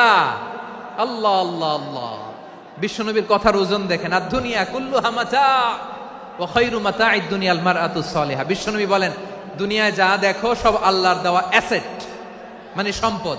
আর এত অ্যাসেটের ভিড়ে সবচাইতে শ্রেষ্ঠ সম্পদ হচ্ছে নেককার নারী। সুবহানাল্লাহ। ভাইয়েরা বোনের সাথে খারাপ আচরণ করো না, সন্তান মায়ের সাথে খারাপ আচরণ করো না। আমাদের মায়েরা আমাদের asset, they are our priceless asset. কারণ এই মায়েদের পেটে এসেছে আল্লাহর ওলিরা, এই মায়েদের পেটে এসেছে খান জাহান আলী, এই মায়ের পেটে এসেছে শাহজালাল ইয়ামানি, এই মায়ের পেটে এসেছে আল্লাহর সব নবীরা। নাকি নবীরা আকাশ থেকে ধপ করে জমিনে নেমে আসছে? মায়ের পেটে আসছে। এই মায়ের পেটগুলো খনি। আমার সম্মানিতা মায়েরা বোনেরা, নিজেকে ইসলাম দিয়ে সাজান, নিজেকে ইসলাম দিয়ে সাজান, নিজেকে পবিত্র রাখুন, নিজের আব্রু ইমান ইজ্জতের হেফাজত করুন, কোরআন পড়ুন, সুন্নাহ পড়ুন। আপনি জানেন না আপনার গর্ভে কে আসছে, কোন ক্ষণজন্মা পুরুষকে আল্লাহ তাআলা আপনার গর্ভে পাঠাবে আপনি জানেন না। মায়েরা নিজেদেরকে পবিত্র রাখুন, ইসলাম চর্চা করুন, কোরআন চর্চা করুন, নৈতিকতা দিয়ে নিজেকে সাজান। যশোরের জেনজি, নিজেদেরকে প্রস্তুত রাখো আগামীর বাংলাদেশের জন্য। নৈতিকতা, মোরালিটি, ভ্যালিউজ দিয়ে নিজেকে সাজাও, ইসলাম দিয়ে নিজেকে সাজাও। কারণ আগামীর বাংলাদেশ ইসলামের বাংলাদেশ। বাংলাদেশের আসল পরিচয় ইসলাম। বাংলাদেশের আসল পরিচয় কি? সবাই বলে না। বাংলাদেশের আসল পরিচয় কি? এই ইসলাম নিয়ে আমরা সংসদ ভবন সাজাবো, রাজি আছি না নাই? শেকড় ভুলে যাওয়া যাবে না। আমরা ধাপে ধাপে শারিয়া আইনের দিকে যাব ইনশাআল্লাহ, কিন্তু জঙ্গিবাদ দিয়ে নয়, কট্টর পন্থা দিয়ে নয়। আমরা ইন্টেলেকচুয়ালি, গ্রাজুয়ালি, ধাপে ধাপে শারিয়া আইনের দিকে মুভ করব ইনশাআল্লাহ। বলো লিল্লাহি তাকবীর। এদেশের আসল পরিচয় সবাই বলে না, আওয়াজ করে, এদেশের আসল পরিচয়। এদেশে আজান শুনে সূর্য ওঠে শহর গ্রামে, এদেশে আজান শুনে সূর্য ডুবে সন্ধ্যা নামে, এদেশে সকল কাজে সবাই বলে বিসমিল্লাহ, এদেশে ভালো কিছু দেখে শুনে হাসি মুখে সবাই বলে মাশা আল্লাহ। সুবহানাল্লাহ সুবহানাল্লাহ সুবহানাল্লাহ সুবহানাল্লাহ সুবহানাল্লাহ সুবহানাল্লাহ সুবহানাল্লাহ সুবহানাল্লাহ। ও নবীন তরুণ, তোমার কিসের এত ভয়? জেনে রেখো বাংলাদেশের আসল পরিচয়। বাংলাদেশের আসল পরিচয় ইসলাম। আওয়াজ তুলে বলো, আসল পরিচয় কি? এদেশে পরস্পরে দেখা হলে দেয় সালাম, এদেশে আমজনতার হৃদয় জুড়ে পাক্কালাম, ঠিক না? এদেশে বিপদ এলে সর্বজনে সর্বক্ষণে দোয়া পড়ে ইন্না লিল্লাহ সুবহানাল্লাহ সুবহানাল্লাহ সুবহানাল্লাহ সুবহানাল্লাহ। এদেশে আজান শুনে সূর্য ওঠে শহর গ্রামে, এদেশে আজান শুনে সূর্য ডোবে সন্ধ্যা নামে, এদেশে সকল কাজে সবাই বলে বিসমিল্লাহ, এদেশে ভালো কিছু দেখে শুনে হাসি মুখে সবাই বলে মাশা আল্লাহ। সুবহানাল্লাহ, আওয়াজ করে সুবহানাল্লাহ সুবহানাল্লাহ সুবহানাল্লাহ সুবহানাল্লাহ। সবাই একসাথে সুবহানাল্লাহ সুবহানাল্লাহ সুবহানাল্লাহ সুবহানাল্লাহ। এদেশের আসল পরিচয় কি? আওয়াজ করে বলতে ভয় লাগে। এদেশের আসল পরিচয় কি? ইসলাম দিয়ে আমাদের সংসদ ভবন চলুক, আমরা চাই কি চাই না? বঙ্গভবনে লা ইলাহা ইল্লাল্লাহর পতাকা উড়ুক, আমরা চাই কি চাই না? প্রতিটি জেলা অফিসে, ডিসি অফিসে লা ইলাহার পতাকা ঝুলুক, আমরা চাই কি চাই না? কারা কারা চাই হাত তুলে আল্লাহরে দেখায়।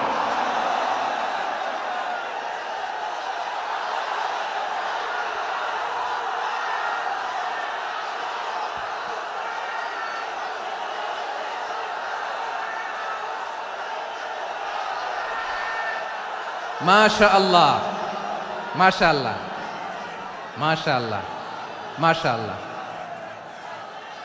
যশোর, আওয়াজ করে বলো, ভালো মানুষ না খারাপ মানুষ? বুঝে বলছো তো? মানুষ ভালো হলে যে কত ভালো। এই মানুষকে যত্ন নিলে, মানুষকে মানুষ বানালে যে সে কি হতে পারে শুনবা? হ্যাঁ, নাকি মোনাজাত দিয়ে দিব? শুনবা? তাহলে থামতে হবে। থামো, আমি যখন বলবো থামো থামো, তাকবীরের সময় দিলে তাকবীর। থামো থামো। মানুষকে যত্ন নিলে, এই এদিকে এদিকে, ড্রোন নামায় ফেলো। হয়েছে, ড্রোনের ফুটেজ হয়ে গেছে, এবার ড্রোন নামায় ফেলো। আমার দিকে তাকাও। মানুষকে, তোমরা এদিক সেদিক তাকালে তো গুরুত্বপূর্ণ পয়েন্ট মিস হয়ে যাবে। এদিকে এদিকে, হ্যাঁ মাস ঠিক আছে, এদিকে। মানুষকে যত্ন নিলে মানুষের মধ্যে যারা কি পটেনশিয়াল রেখেছে। আমি জাপানের দুইটা উদাহরণ দেই। জাপানের, এই এই এভাবে এভাবে হবে, হয় বসো নয় পেছনে, কথা নাই, কথা তো বলাই যাবে না, হারাম কথা বলা। আজকে একেবারে চুপ, আজকের জন্য হারাম করে দিছে আমি, এই কিছু সময়ের জন্য একেবারে নিষিদ্ধ। জাপানের দুইটা উদাহরণ দেই, খেয়াল করে একটু শুনেন, বুঝবেন। আল্লাহ, 2022 সালে জাপানের সাথে জার্মানির খেলা, ফিফা ওয়ার্ল্ড কাপ 2022। এক পক্ষে জাপান, আরেক পক্ষে কোন দেশ? কথা শোনে নাই। এক পক্ষে কোন দেশ? আরেক পক্ষে সবাই। এক পক্ষে আরেক পক্ষে। ওই খেলায় জিতেছিল জাপান, জিতেছিল 22 সালের এই ফিফা ওয়ার্ল্ড কাপে। জাপান ফুটবল খেলায় জিতে, as a part of their celebration তারা খেলার পরে পুরো স্টেডিয়ামটারে ক্লিন করে। The fan base of Japan, লক্ষ লক্ষ মানুষ খেলা দেখতে যায়, তো এত ডাস্টবিনও তো নাই। তো যারা ডাস্টবিনে জায়গা পায় নাই, তারা এই যে চকলেটের প্যাকেট, পানির বোতল, চিপসের প্যাকেট তারা এদিকে সেদিকে রেখে দিয়েছে। জাপানের ভক্তরা, জাপানের ফলোয়াররা, as a part of their celebration তারা খেলার পরে পুরো স্টেডিয়ামের সব ময়লা আবর্জনা ক্লিন করে তারপরে বিদায় নিয়েছে। তাদেরকে কি ক্লিন করার দায়িত্ব দেয়া হয়েছিল? এই যশোর, জাপানের যে ছেলেরা খেলা দেখতে গেছিল ওদেরকে কি ক্লিন করার দায়িত্ব দিছিল? তারা কি স্টেডিয়ামের পরিচ্ছন্নতা কর্মী? তাদের আকল, তাদের সিক্স সেন্স তাদেরকে বলেছে। ছোটবেলা থেকে জাপান গভর্নমেন্ট ওদেরকে এত পরিচ্ছন্নতা শেখায়, ক্লিনলিনেস অ্যাওয়ারনেস ক্যাম্পেইন করায়। ক্লাসে আমি দেখেছি, ক্লাসে নিজের বেঞ্চ নিজে মুছে, ক্লাসের মাঝখানে একটা সময় দেয়, নিজের টেবিল নিজে মুছে, নিজের ক্লাসরুমটা নিজে পরিষ্কার করে। রাস্তাঘাটে একটা ধুলা নাই, ময়লা নাই, একটা টিস্যু নাই। খেলার পরে গোটা বিশ্বকে তাক লাগিয়ে দিয়েছে। জাপানের ফ্যানরা সবার রেখে যাওয়া গার্বেজ, টিস্যু, বোতল পরিষ্কার করে তারপরে স্টেডিয়াম থেকে বিদায় নিয়েছে। আমরা কেন এমন হইতে পারলাম না? আমরা কেন এমন হইতে পারলাম না? জাপানের যারা এগুলো করছে ওদের 3টা করে চোখ না? চোখ তো 3টা। জাপানও লাগো, জাপানও লাগো, হাত তো 4টা। কান তো 6টা, হ্যাঁ? নাকি আমার মতো 2 হাত 2 কানওয়ালা মানুষ? চোখে দেখলে ওটা মানুষ না। চিন্তা করছেন? তার মানে জাপানিজদেরকে যে গ্রুমিং করে শিখানোর মাধ্যমে পরিচ্ছন্ন বানানো গেছে, ওরা যেমনি মানুষ আমরাও মানুষ। আমাদের সন্তানদেরকে শেখালে তারাও পারবে, পারবে কিনা? 2 নম্বর উদাহরণ বলি। চট্টগ্রাম ফেনীতে যারা গিয়েছেন, মেঘনা গোমতী ব্রিজ প্রকল্প নাম শুনছেন? মেঘনা একটা ব্রিজ পার হওয়া লাগে।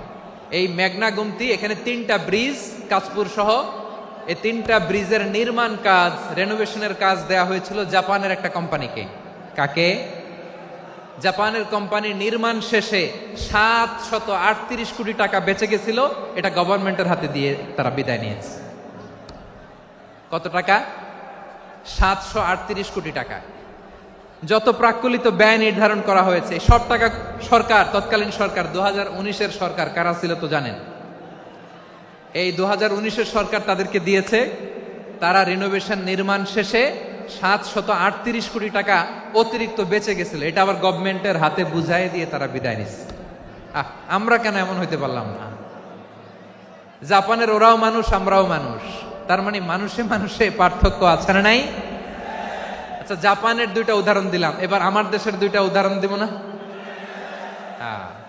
বাংলাদেশের 2টা উদাহরণ দিই। 1 নম্বর উদাহরণ, গত সপ্তাহে আপনারা জানেন কক্সবাজার আমার একটা প্রোগ্রাম ছিল, তো হেলিকপ্টারে গিয়েছিলাম। ফেনী জেলা যখন পার হচ্ছি, আমি দেখলাম 3টা উইন্ডমিল চিনেন তো? বিশাল পিলার, 3টা-4টা পাখা থাকে। বায়ু বিদ্যুৎ কেন্দ্র, বাংলাদেশের প্রথম বায়ু বিদ্যুৎ কেন্দ্র এটা। মুহুরী প্রজেক্ট বলে এটার, সম্ভবত মুহুরী প্রজেক্ট। তো সাগরের বাতাসের ঝাপটায় এটা ঘুরে এনার্জি হয়, ইলেকট্রিসিটি উৎপাদন হয়। তো আমি পাইলটকে বললাম, ভাই এগুলো থেকে কেমন ইলেকট্রিসিটি উৎপাদন হয়? কয়, হুজুর একটুও হয় না, কিছুই হয় না। কিছুই হয় না মানে? বলে, হুজুর বাংলাদেশে যত উইন্ডমিল আছে এটার পাখা একটাও ঘুরে না। আল্লাহ, বলেন কি? তাহলে এই যে কোটি কোটি টাকা ব্যয় করে যে উইন্ডমিল, কয় হুজুর ভিতরে ফিটফাট, উপরে ফিটফাট, ভিতরে সদরঘাট। তার মানে কোটি কোটি টাকা দিয়ে এই উইন্ডমিল বানায়, এখানে কিছু নাই। দুর্নীতির আড্ডাখানা, আখড়াখানা বাংলাদেশ, ঠিক কিনা বলেন? হায় রে, জাপানিজরাও মানুষ, আমরাও মানুষ। আমার এক নিকটাত্মীয় সরকারি চাকরিজীবী, উনি আমাকে বললেন, বাংলাদেশের আরেকটা উদাহরণ দেখি। উনি আমাকে বললেন যে প্রতি বছর আমাদের অফিসের ফার্নিচার চেঞ্জ করে। আমি বললাম, প্রতি বছর ফার্নিচার চেঞ্জ করে কেন? বলে যে ফার্নিচার নতুন পারচেজ করলেই তো এখানে টাকা, নতুন কিনতে পারলেই টাকা, নতুন উন্নয়নের সবক শোনাতে পারলেই টাকা। প্রথম আলোর রিপোর্ট, কি আলো? প্রথম আলোর রিপোর্ট, গত 15 বছরে উন্নয়নের নামে লুটপাট হয়েছে প্রায় 3.25 লাখ কোটি টাকা। কার রিপোর্ট? আমাদের বানানো কথা। প্রথম আলোর রিপোর্ট। গত 15 বছরে কারা ছিল জানেন তো? হ্যাঁ, শুধু ওনাদেরকেই দোষ দিয়ে লাভ নাই। স্বাধীনতার পর থেকে শুধু শাসকের হাত বদল হয়েছে, আমরা কিছু পাই নাই, ঠিক কিনা বলেন? শুধু ওনাদের দোষ দিয়ে কি লাভ? একদল খাইছে, আরেক দল খাওয়ার জন্য রেডি হয়ে আছে। আমরা এরকম চাই না, জনগণকে ফুটপাতে বসাই দিচ্ছে। প্রিয় ভাইয়েরা, তাহলে জাপানের মানুষও মানুষ, আমরাও মানুষ। সিদ্ধান্ত আপনার, কোন মানুষ হবেন, ভালো মানুষ না খারাপ মানুষ? আজকের আলোচনার বিষয় হচ্ছে মানব সম্পদের উন্নয়ন, human resource development. It's a process to increase the capacity of knowledge, skill, capacity of the people of a country. একটা দেশের মানুষের জ্ঞান, তাদের দক্ষতা কি করে বাড়ানো যায়, বাড়িয়ে দেশের উন্নয়ন করানো যায়, এটাই হচ্ছে মানব সম্পদ উন্নয়নের মূল কথা। তাহলে মানব সম্পদ হচ্ছে একটা দেশের সবচাইতে শক্তিশালী পুঁজি। প্রাকৃতিক সম্পদ, খনিজ সম্পদের চেয়েও দামি হচ্ছে মানব সম্পদ। আমার প্রিয় যশোর, প্রাকৃতিক সম্পদ, খনিজ সম্পদের চেয়ে দামি সম্পদ কি সম্পদ? আল্লাহ তাআলা দয়া করে আমাদেরকে এই মানব সম্পদ দিয়েছেন। আসুন আমাদের এই মানুষগুলোকে আমরা সোনার মানুষ বানাই। রাজি আছেন তো সবাই? রাজি আছেন?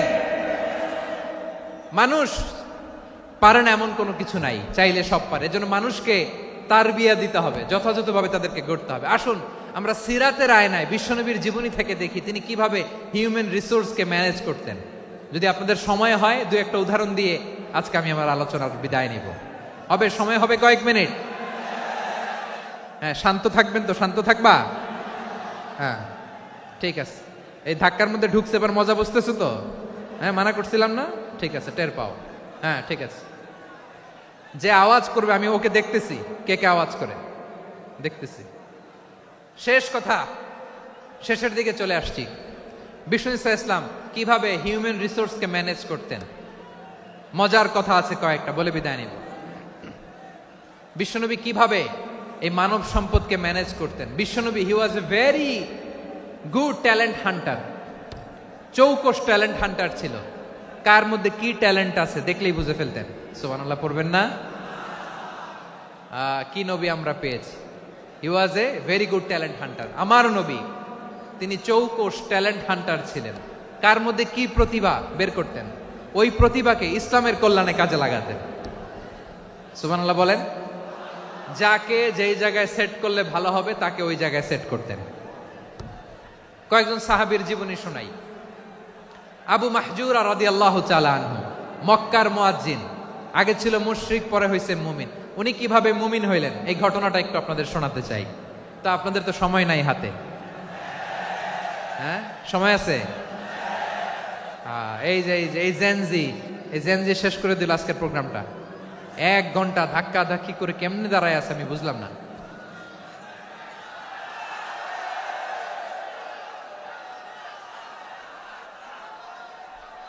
না না, তাকবির না, তাকবির না, চুপ করতে হবে।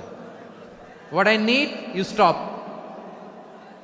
জাস্ট শাট আপ, চুপ। হ্যাঁ ঠিক আছে, এভাবে। আবু মাহজুরা রাদিয়াল্লাহু তাআলা আনহু কিভাবে মুসলিম হলেন আওয়াজ করে শুনেন।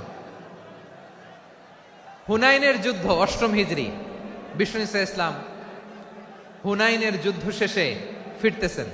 পথিমধ্যে বেলাল রাদিয়াল্লাহু তাআলা আনহু, এই যে আবার কথা, আই রে আল্লাহ রে, এখানে ধাক্কা ধাক্কি কেন? চলে যাও, পেছনে যাও, যাও পেছনে যাও। কি আজীব তামাশা! যেখানে যায় এখানে ধাক্কা ধাক্কি, মারামারি, গায়ের উপরে কাঁধের উপরে শাউটিং। অনেক গুরুত্বপূর্ণ কথা পয়েন্ট করে নিয়ে আসে যে বলবো, এই শাউট করার কারণে প্রোগ্রামটাই নষ্ট করে দেয়। আসছে আমার ভালোবাসা দেখাইতে, প্রোগ্রামটাই শেষ করে দিয়ে চলে যায়। স্টপ, আবার কথা বল, স্টপ। হুনাইনের যুদ্ধে 8ম হিজরি, কত হিজরি সবাই বলেন না একটু, কত হিজরি? 8ম হিজরিতে হুনাইনের যুদ্ধে রাসূল সাল্লাল্লাহু আলাইহি ওয়াসাল্লাম ফিরে আসতেছেন মদিনায়। পথিমধ্যে বেলাল রাদিয়াল্লাহু তাআলা আনহু আজান দিচ্ছেন। কি দিচ্ছেন? তো পাশে ছিল মুশরিকদের একটা পল্লী, কিছু মুশরিক তরুণ, কিছু অমুসলিম কিশোর, তারা আজানকে ব্যঙ্গ করতেছে। আমাদের বাংলায় মুখ ভেঙ্গানো বলে আর কি। বেলাল রাদিয়াল্লাহু তাআলা আনহু আজান দিচ্ছেন, ওই বাচ্চাগুলো মুশরিক, তো ওরা আজানকে ব্যঙ্গ করতেছে, বিকৃতি করে ওরাও আজান দিচ্ছে। উদ্দেশ্য হচ্ছে আজানকে নিয়ে ঠাট্টা করা। উদ্দেশ্য কি? ঠাট্টা করা। ব্যাপারটা মনে কষ্ট পাওয়ার মতো ব্যাপার না? কিন্তু বিশ্বনবী ওইখানে দেখেন কি খুঁজলেন। বিশ্বনবী খেয়াল করলেন অমুসলিম কিশোরদের মধ্য থেকে একটা কিশোরের গলাটা বড় দরাজ গলা, কণ্ঠটা বড় সুন্দর। খেয়াল করে দেখলেন যে কিছু কিশোর বেলালের আজানকে ব্যঙ্গ করে, বিকৃতি করে, কিন্তু একজনের কণ্ঠ দেখতে পাচ্ছেন না এত দূরে, কিন্তু কণ্ঠটা বড় সুন্দর, দরাজ গলা। বিশ্বনবী সাহাবীদেরকে বললেন, ধরো এগুলারে, ধরো। সবগুলারে ধরে বিশ্বনবীর সামনে আনা হলো। ওরা হাঁটু গেড়ে বসলো। বিশ্বনবী বললেন, তোমাদের মধ্যে কে যেন ব্যঙ্গ করে আজান দিচ্ছিল, তার গলাটা বড় উঁচু, গলার বেসটা বড় মজবুত, মেলোডিয়াস, সুমধুর কণ্ঠ। কে? আবু মাহজুরা বলে, আমার বন্ধুরা সবাই আমার দিকে আঙ্গুল দেখায়, আমি পড়ে গেছি বিপদে। রাসূল সাল্লাল্লাহু আলাইহি ওয়াসাল্লাম বাকি অমুসলিম তরুণদেরকে ছেড়ে দিলেন, বললেন তোমরা যাও। এবার আবু মাহজুরারে পাইছে। আবু মাহজুরার চুলের মধ্যে হাত দিলেন বিশ্বনবী, মাথায় হাত দিয়ে বললেন, এবার আজান দাও দেখি। আবু মাহজুরা বলে, আমি তো আজান দিতে জানি না, কারণ আমি তো বেলালেরটা শুইনা দিছি, আমার তো মুখস্থ নাই, আমি তো আজান দিতে জানি না। বিষ্ণু বললেন, জানো না? তাহলে আসো, আমি তোমারে শিখাই দেই। সুবহানাল্লাহ পড়েন। আবু মাহজুরা হাঁটু গেড়ে বসে বিশ্বনবীর মোবারক হাত আবু মাহজুরার চুলের মধ্যে। বিশ্বনবী আজানের মুআল্লিম আবু মাহজুরাকে বলতেছে, ঠিক আছে তোমারে শিখাই দিচ্ছি, আমি যা যা বলবো আমার সাথে সাথে বলো, পারবা? আবু মাহজুরা বলে, পারবো। বিশ্বনবী আজান দিচ্ছেন মাথায় হাত দিয়ে, আল্লাহু আকবার, আল্লাহু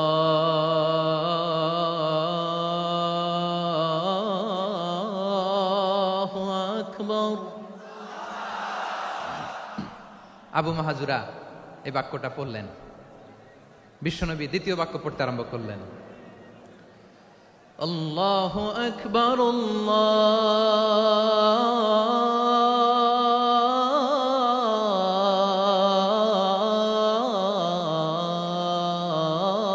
আল্লাহু আকবার। আবু মাহজুরা এই বাক্যটাও বললেন। বিশ্বনবী আবু মাহজুরার মাথার মধ্যে হাত দিয়ে তৃতীয় বাক্য পড়লেন,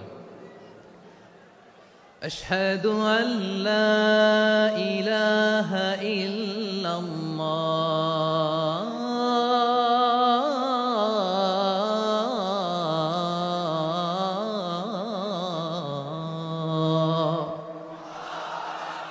আবু মাহজুরা তৃতীয় বাক্য পড়লেন। বিশ্বনবী একটা বাক্য পরে আবু মাহজুরা পরে, বিশ্বনবী পরে আবু মাহজুরা পরে। আবু মাহজুরা কিন্তু অমুসলিম, মুশরিক।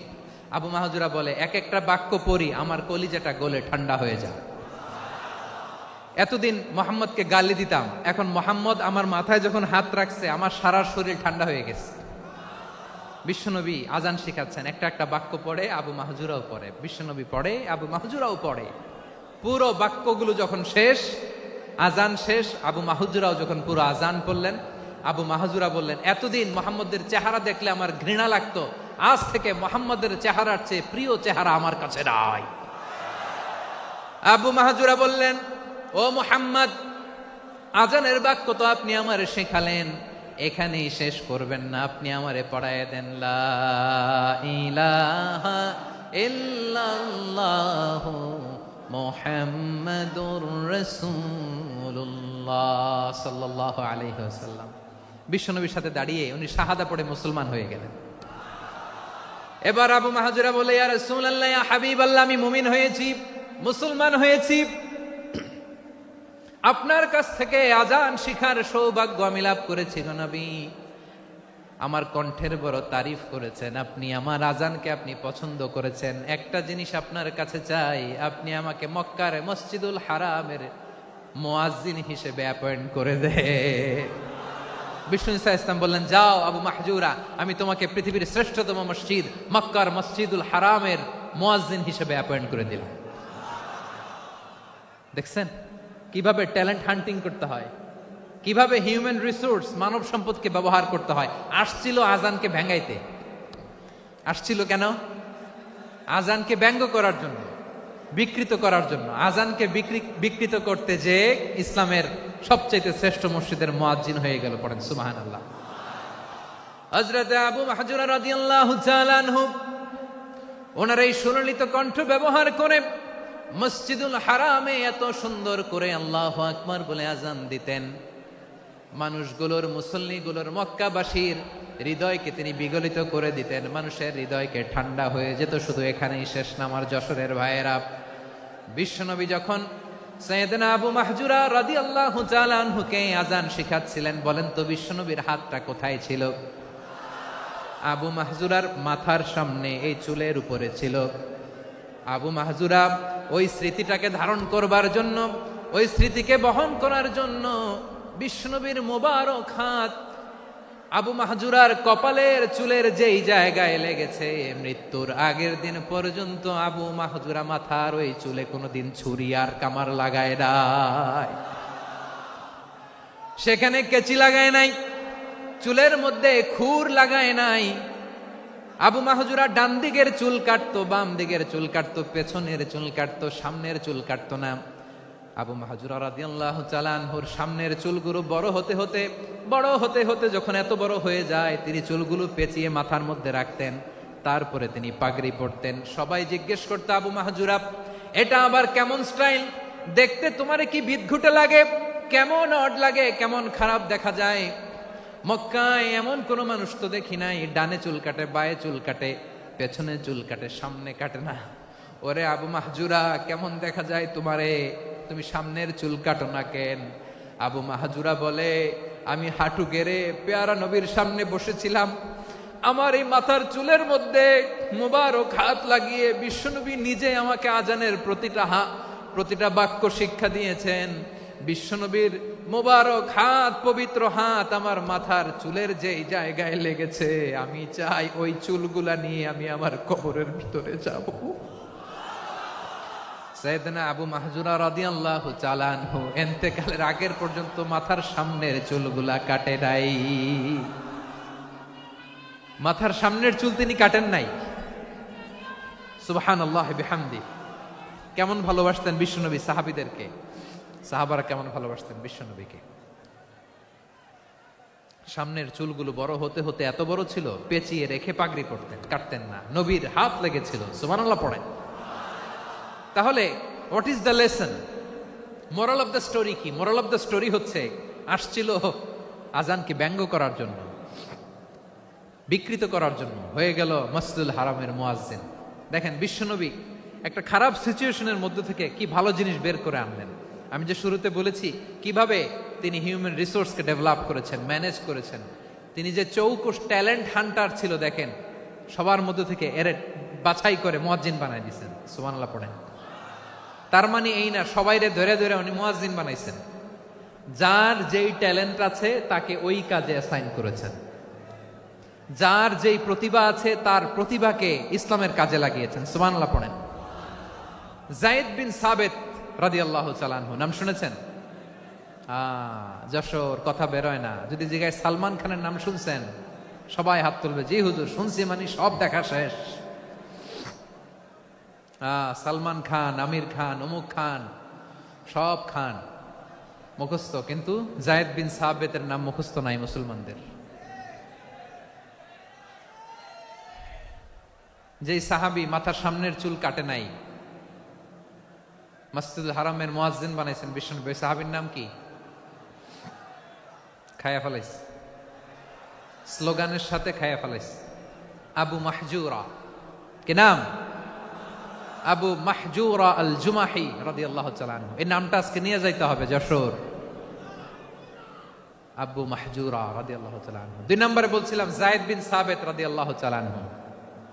বিশ্বনবী দেখলেন মদিনার এই আনসারী সাহাবী হাইলি ট্যালেন্টেড, ইন্টেলেকচুয়াল, মেরিটোরিয়াস, জ্ঞানের প্রতি তার আকর্ষণ, মারাত্মক আকর্ষণ। বিশ্বনবী তাকে দায়িত্ব দিলেন, কোরআন যা নাজিল হয় তুমি লিখো, কাতিবুল ওহী বানায় দিলেন। সুবহানাল্লাহ। যায়েদ বিন সাবিতরে আবার আজান শিখান নাই, কারণ তার মধ্যে বিশ্বনবী প্রতিভা দেখেছেন, একাডেমিক প্রতিভা। বিশ্বনবীর একাডেমিক প্রজেক্টগুলো তিনি হ্যান্ডেল করতেন। যায়েদ বিন সাবিত ছিল বিশ্বনবীর ব্যক্তিগত সচিব। কি ছিল? ব্যক্তিগত সচিব। বোঝেন নাই? বিশ্বনবীর ব্যক্তিগত সচিব এবং দোভাষী। ইহুদিরা কিছু লিখে দিলে এটার অর্থ বিশ্বনবীরে বুঝায় দিতেন, আবার ইহুদিদের কাছে কিছু লিখতে হলে তিনি লিখে দিতেন। বিশ্বনবী একদিন বললেন, ইন্নী ওয়াল্লাহি মা আমানু ইয়াহুদা আলা কিতাব। ইহুদিরা যে চিঠি পাঠায় অর্থ তো বুঝি না, আরেক ইহুদি আইনে অর্থ করা লাগে। আবার ইহুদিদের কাছে কিছু লিখে পাঠাইতে চাইলে আমরা তো লিখতে পারি না, ইহুদিরে দিয়ে লেখা লাগে। ওরা যে পয়রা শোনায় লিখে দেয়, আমি ওদের বিশ্বাস করি না। আমার নিজের একজন লোক দরকার। বিশ্বনবী এই যায়েদ বিন সাবিতকে চুজ করলেন ল্যাঙ্গুয়েজের জন্য। উনি বললেন, যায়েদ তোমার সফট স্কিলকে ডেভেলপ করতে হবে, তুমি হিব্রু ল্যাঙ্গুয়েজ শিখে ফেলো। যায়েদ বিন সাবিত বলল, বিশ্বনবীর মোটিভেশন আর ইন্সপিরেশন পেয়ে আমি 15 দিনে ইহুদিদের এই হিব্রু ল্যাঙ্গুয়েজ শিখে ফেললাম। শুধু শিখে ফেললাম না, হাত্তা হাদিকতু, even I became master in the language. এই ভাষা আমি পারদর্শী হয়ে গেলাম। এরপরে ইহুদিরা চিঠি লিখে পাঠালে আর কোনো ইহুদি ডাকা লাগতো না, আমি নবীর এটার অর্থ শুনে পরে বুঝায় দিতাম। আবার ইহুদিদের কাছে চিঠি লেখা লাগলে আমি যায়েদ বিন সাবিত চিঠি লিখে দিতাম। সুবহানাল্লাহ। দেখেন এত সাহাবীর মধ্য থেকে বিশ্বনবীর একাডেমিক প্রজেক্ট, ব্যক্তিগত সচিব, দোভাষী হিসেবে তিনি যায়েদ বিন সাবিতের মতো তরুণকে নির্বাচিত করেছেন। কেমন ট্যালেন্ট হান্টার ছিল আমার নবী। সুবহানাল্লাহ পড়বেন না? বিশ্বনবীর ইন্তেকালের পরে সাইয়েদনা আবু বকর রাদিয়াল্লাহু তাআলা আনহু যখন খলিফা হয়ে আসলেন, কোরআনকে সংকলনের দায়িত্ব দেয়া লাগবে, কোন সাহাবীকে দিবেন? সব সাহাবারা মিলে পরামর্শ করলেন। সাইয়েদনা আবু বকর, উমর সবাই মিলে এই বিশাল কোরআন সংকলনের গুরু দায়িত্ব বিশ্বনবীর ব্যক্তিগত সচিব, বিশ্বনবীর দুভাষী, বিশ্বনবীর সিলেক্ট করাই লোক যায়েদ ইবনে সাবিত রাদিয়াল্লাহু তাআলা আনহুকে দিয়েছে। কোরআনের কপি তো আজকে এখানে রাখে নাই। এই যে আজকের যে কোরআন পড়েন, এটা আগে এরকম ছিল না। কোরআন নাজিল হলে সাহাবারা চামড়ার, ওটের চামড়ায় লিখে ফেলতো, ওটের চ্যাপ্টা হাড্ডির মধ্যে লিখে ফেলতো, গাছের গুড়ির মধ্যে লিখে ফেলতো, বিভিন্ন জনের কাছে ছড়ানো ছিটানো ছিল। আবু বকর রাদিয়াল্লাহু তাআলা আনহু একসাথে করলেন, পরবর্তীতে উসমান রাদিয়াল্লাহু তাআলা আনহু একসাথে করলেন। 114 সূরার এখন এই মুসহাফ, এই কম্পাইলেশন, এই কপি আমরা পেয়েছি, যার হিউজ কন্ট্রিবিউশন ছিল। এই পুরো কোরআন কম্পাইলেশনের প্রজেক্ট ম্যানেজার ছিল যায়েদ বিন সাবিত রাদিয়াল্লাহু তাআলা। কোরআন কম্পাইলেশনের প্রজেক্ট ম্যানেজার, দেখেন উনারে মাথায় হাত দিয়ে আজান শিখায় নাই, সুবহানাল্লাহ কইবেন না?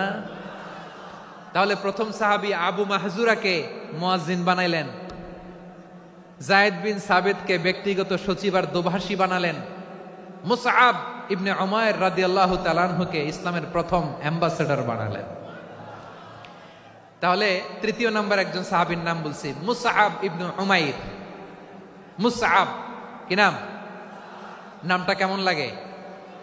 এই কয়েকজনের ভাল লাগে, বাকিদের ভাল লাগে না? ভাল লাগে? এই এই আর কয়েকটা মিনিট দেওয়া যাবে না আমাকে আল্লাহর রাস্তে?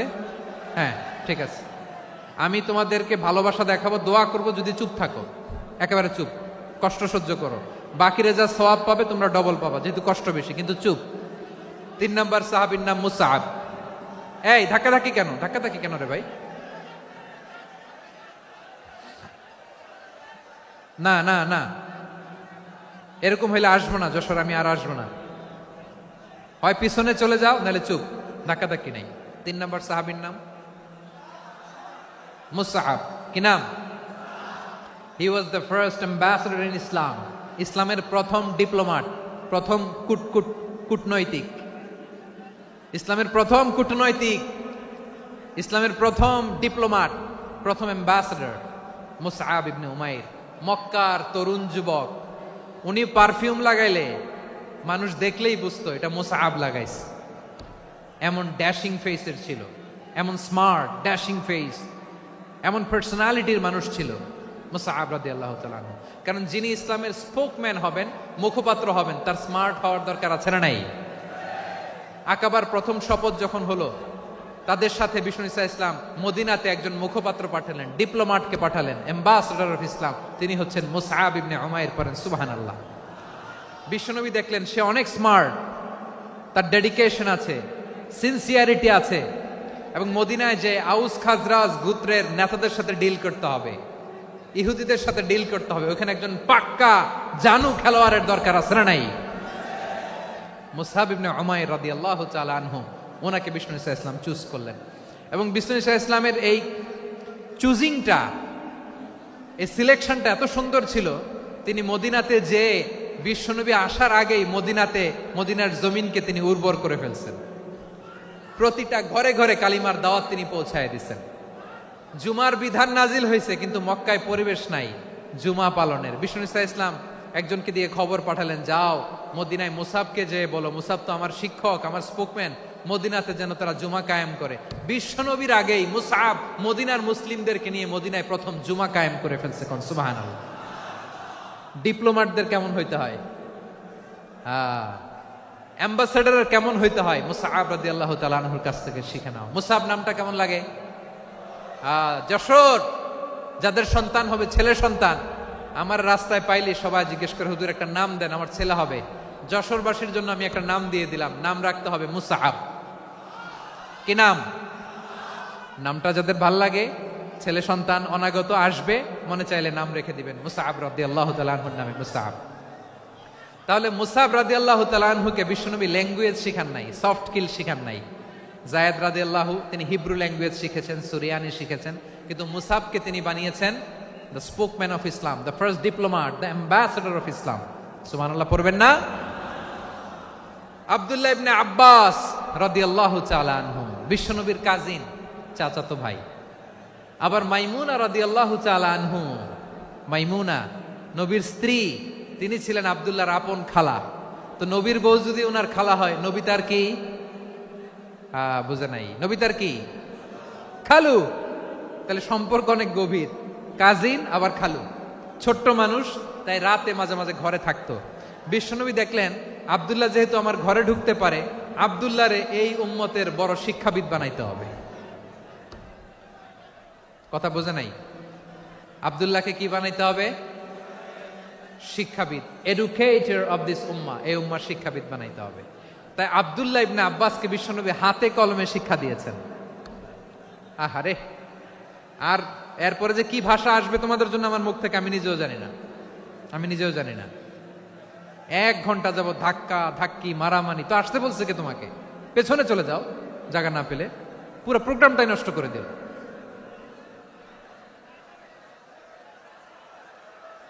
জি, আমার দিকে তাকান, আমি শেষ করে দিচ্ছি। হবে না, ইন্টেলেকচুয়াল আলোচনা এখানে হবে না, আমি বুঝতে পারছি, আমি শেষ করে দিচ্ছি।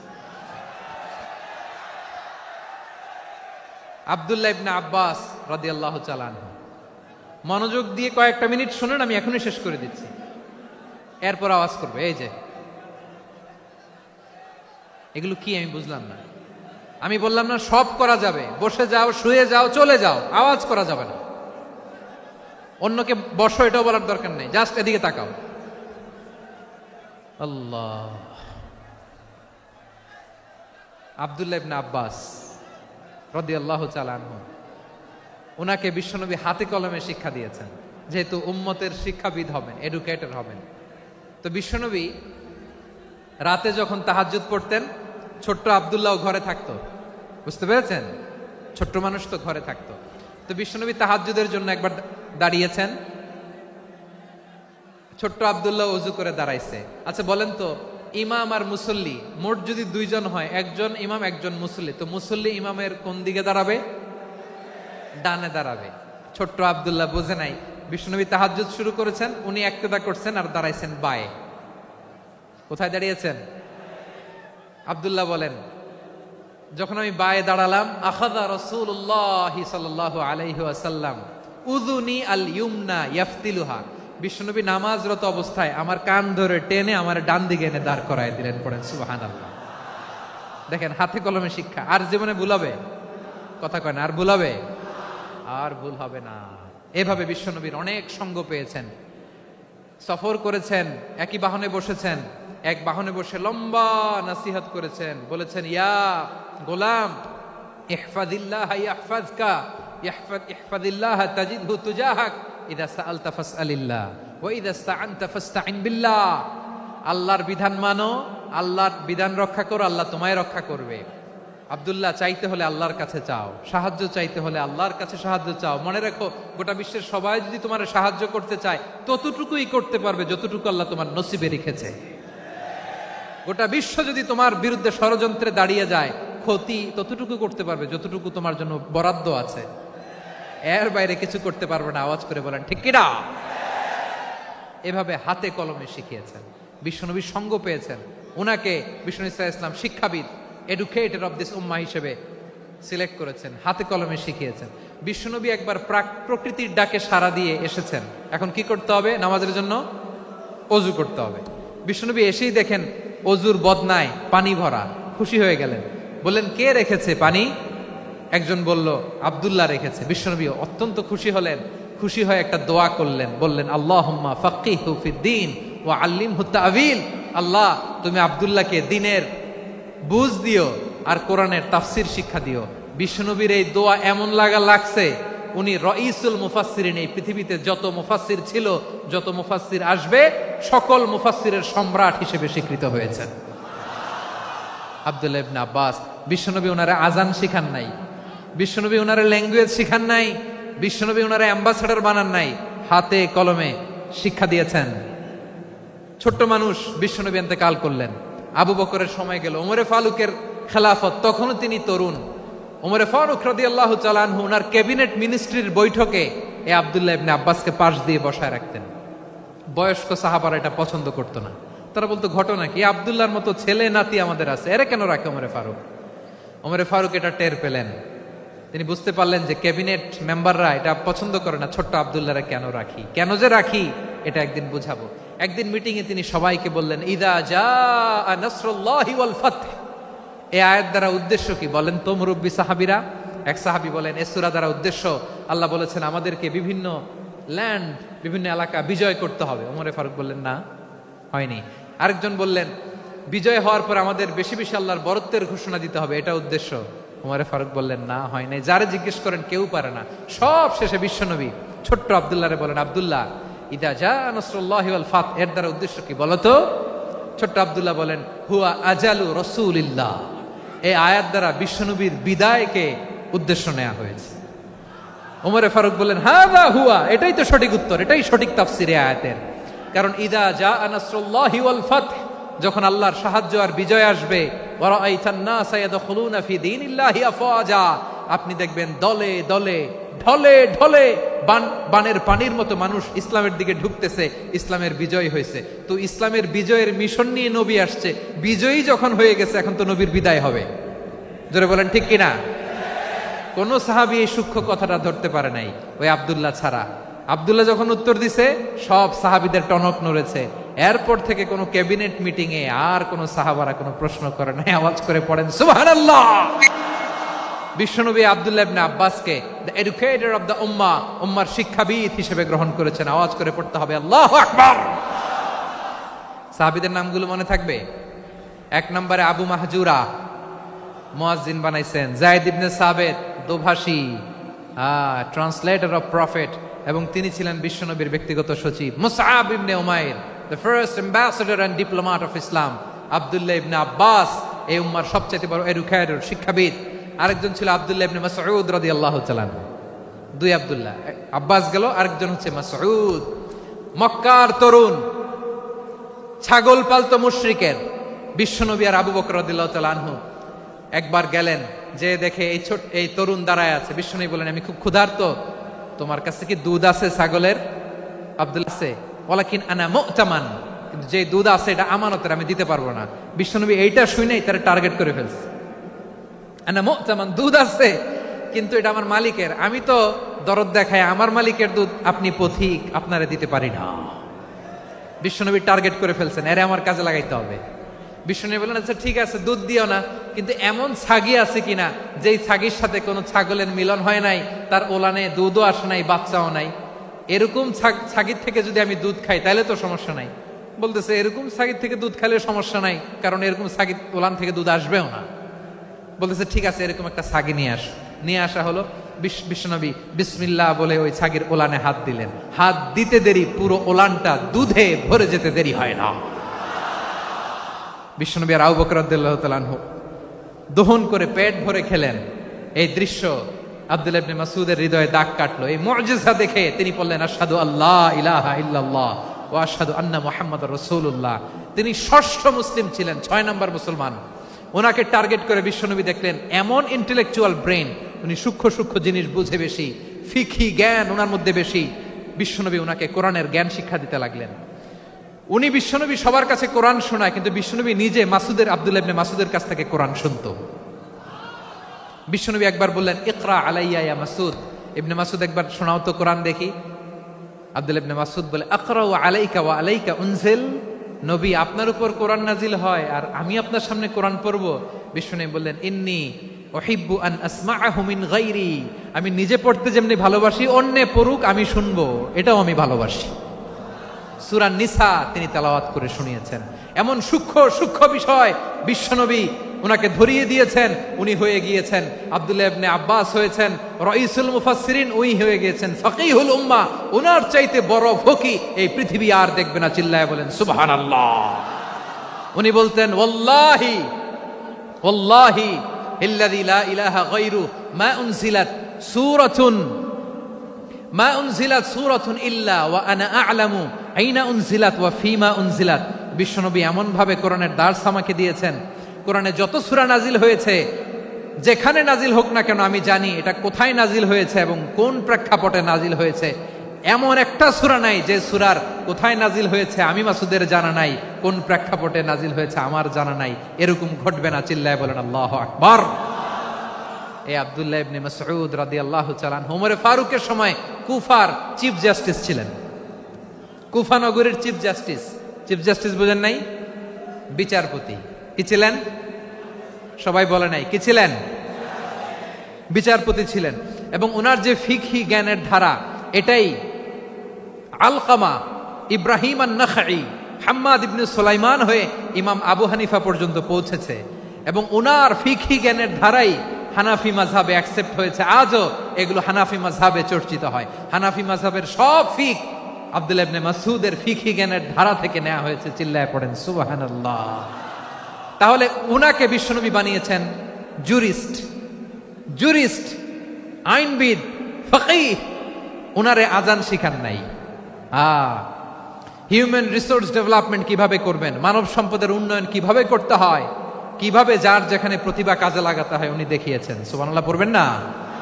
খালিদ বিন ওয়ালিদ নাম শুনছেন? কে কে শোনেন নাই হাত তোলেন। কি ছিলেন? বীর যোদ্ধা। বীর যোদ্ধা ছিলেন খালিদ বিন ওয়ালিদ। কিন্তু তিনি ইসলাম ধর্ম গ্রহণ করেছেন অনেক দেরিতে, 8ম হিজরিতে। তার মানে 8ম হিজরির আগে উনি মুশরিকদের পক্ষে লড়াই করেছেন। ওনার হাতে কত মুসলিম সাহাবী যে নিহত হয়েছে হিসাব নাই। বিশ্বনবী টার্গেট করে রাখছে, তুমি আমাদের মুসলিমদের এত ক্ষতি করলা, তুমি যখন মুসলমান হবা তোমার দিয়ে আমি এমন কাম করামু যে এটা আর কেউ করতে পারবে না। সুবহানাল্লাহ নাই? যশোর ক্লান্ত হয়ে গেছে।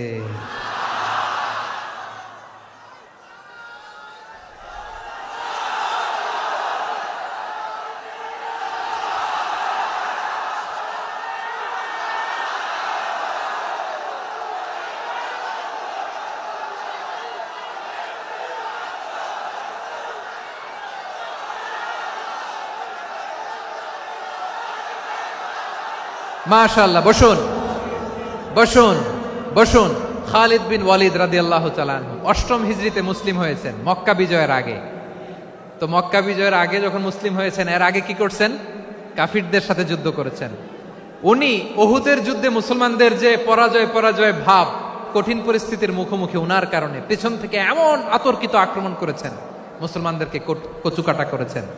8ম হিজরিতে আল্লাহ তাআলা হেদায়েতের নূর দিয়ে ওনার হৃদয়টাকে উজালা করে দিলেন। লা ইলাহা, এটা এমন বাণী যার হৃদয়ে একবার টাচ খাবে, এইটা থেকে সে আর পালিয়ে বেড়াতে পারে। ঝিনুকের ভেতর লুকিয়ে থাকে যেমন মতি, ঝিনুকের ভেতর লুকিয়ে থাকে যেমন মতি, কলমা শাহাদাতে আছে আল্লাহর জ্যোতি, কলমা শাহাদাতে আছে আল্লাহর জ্যোতি। ঠিক কিনা বলেন? মক্কা বিজয়ের আগে মুসলিম হলেন, হওয়ার পরেই বিশ্বনবীর টার্গেট ফুলফিল হলো। ওই যে টার্গেট করে রেখেছেন আর দোয়া করেছেন, খালিদ বিন ওয়ালিদ যদি মুসলিম হয় তাকে আমি মিলিটারি চিফ বানাবো। ওনাকে আজান শিখান নাই, ওনারে কান ধইরা নামাজের এই মাথা থেকে ওই মাথা আনান নাই, ফিকহি কোরআনের সূক্ষ্ম তাফসীর ওনারে শিখান নাই, অ্যাম্বাসেডর বানান নাই। বিষ্ণু ইসলাম উনাকে সামরিক অভিযানে প্রেরণ করেছেন। সামরিক অভিযানে তিনি প্রেরণ করেছেন। উনার জীবদ্দশায় উনার নেতৃত্বে যতগুলো যুদ্ধ হয়েছে, একটা যুদ্ধেও তিনি পরাজয় বরণ করেন নাই। ওমরে ফারুকের সময়কালে তিনি চিফ অফ মুসলিম মিলিটারি, মানে মুসলিম সেনাপতি হয়েছেন। যশোর আওয়াজ করো, ঠিক কিনা বলো? সেনাপতি, মুসলিম সেনাপতি।